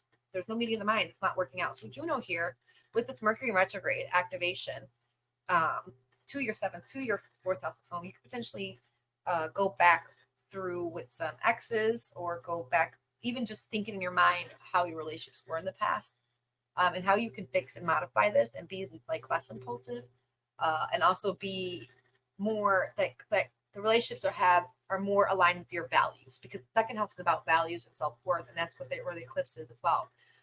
And so how you fix your self-worth has a lot to do with how your partnerships are going to align for you, also how your money is going to align for you. So Pisces, you're getting really serious about how you can have a legacy, and how you can ultimately merge with someone in a healthy way, and how you can make money by your own hands through your own endeavors, through your own like pioneering, like inventions, because Aries can be the energy of inventions, also making things new, brand new. And with Uranus in the mix, it could be technological, it could be occult, astrology, it could be robotic, it can be aviation, anything of that nature, Pisces. Those things could really bring you an opportunity April 20th after this eclipse for you. Let me see if I can say one more thing for them. Pluto in your 12th house, Pisces, is going to be doing a number over here of clearing out 20 years, the next 20 years of fears and phobias, automatic reactions, things that have nothing to do with this life, that come from your past life. You could be having a lot of wild dreams here, getting realigned with all of your other selves in many other lifetimes.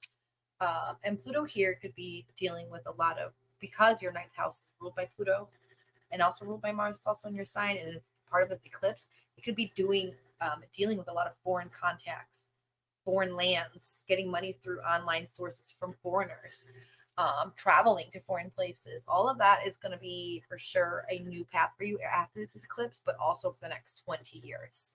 And I wouldn't doubt if you also are doing some educational pursuits or learning behind the scenes, like in your bedroom. So that's cool too. Let's see. I think that's it. I don't think there's much else to say about this. For Pisces, this eclipse is all about a financial uplift. You can see some, Mars is the ruler, rules your ninth house. You can see some money coming here auspiciously through, foreign contacts, through legal matters, through money through your own hands, your own inventions, and your own skills. So, and partnering up with the right people, because that activation with Saturn, Mars hitting that wall, it's that 11th house. That 11th house, your groups, your networks, who you're dealing with now that's not benefiting you, or who you're dealing with now that's more so of a limitation, and they're not helping, or how is it not helping you? How are you not helping them?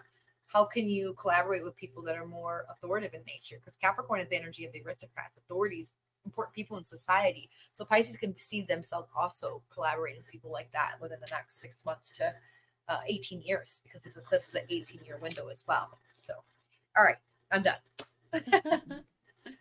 Woo, that was a long one. Yes, it was. I am like, my throat is like sore now. Oh, let me stop sharing. Hold on. I'm like, why is it not sharing? Still sharing. There we go. Now I can see myself.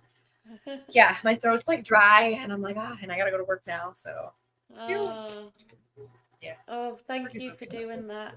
You're welcome. I hope you guys enjoyed that. I hope that helps everybody. If anybody wants personal readings, you can book through my website. She's going to link it in the description box. It's spiritcoachingastrology.com. Remember, these are generalized readings, so they're more of a bell curve. They can be bell curve, speculative, and more so, they'll be within the realm of what could be happening. But if you want it more concise and more like fine-tuned to you, it's best to do your personal readings, because we don't know where your planets are. We don't know where everything's at. So, it can play out a little bit different in your life. So book a reading in that sense. And yeah, we'll try to do these once a month, man, without all those technical issues. Watch Yeah. next month is going to be perfect. We're not going to have no issues when we do this. Okay, so I will leave all the details for Priscilla in the description below, or wherever you see this video, you'll see the details there, and you can book a personal chart report with her. It is worth doing. It just tells you everything you need to know. what's Exactly, coming yes. up and everything for you. So yeah, I definitely recommend it. Yeah, it's a way to help you So plan ahead, you know? You can plan ahead. It's not always like some things are fated, so we can't always mitigate or change things, but we can work within the realms of the energy and make it, you know, a little yeah, bit softer than harsh, you know, harsh, sweet and salty and sweet energies. yeah. Okay, we'll leave it there then for this video. Thank you everyone for watching and joining us and bearing with us with all these technical difficulties and all sorts we've gone through. It does look like we've got there today. I do think that one went quite well. So we will see you soon in the next podcast. See Stay you next cool, month. everyone. Good luck on this eclipse. Yeah.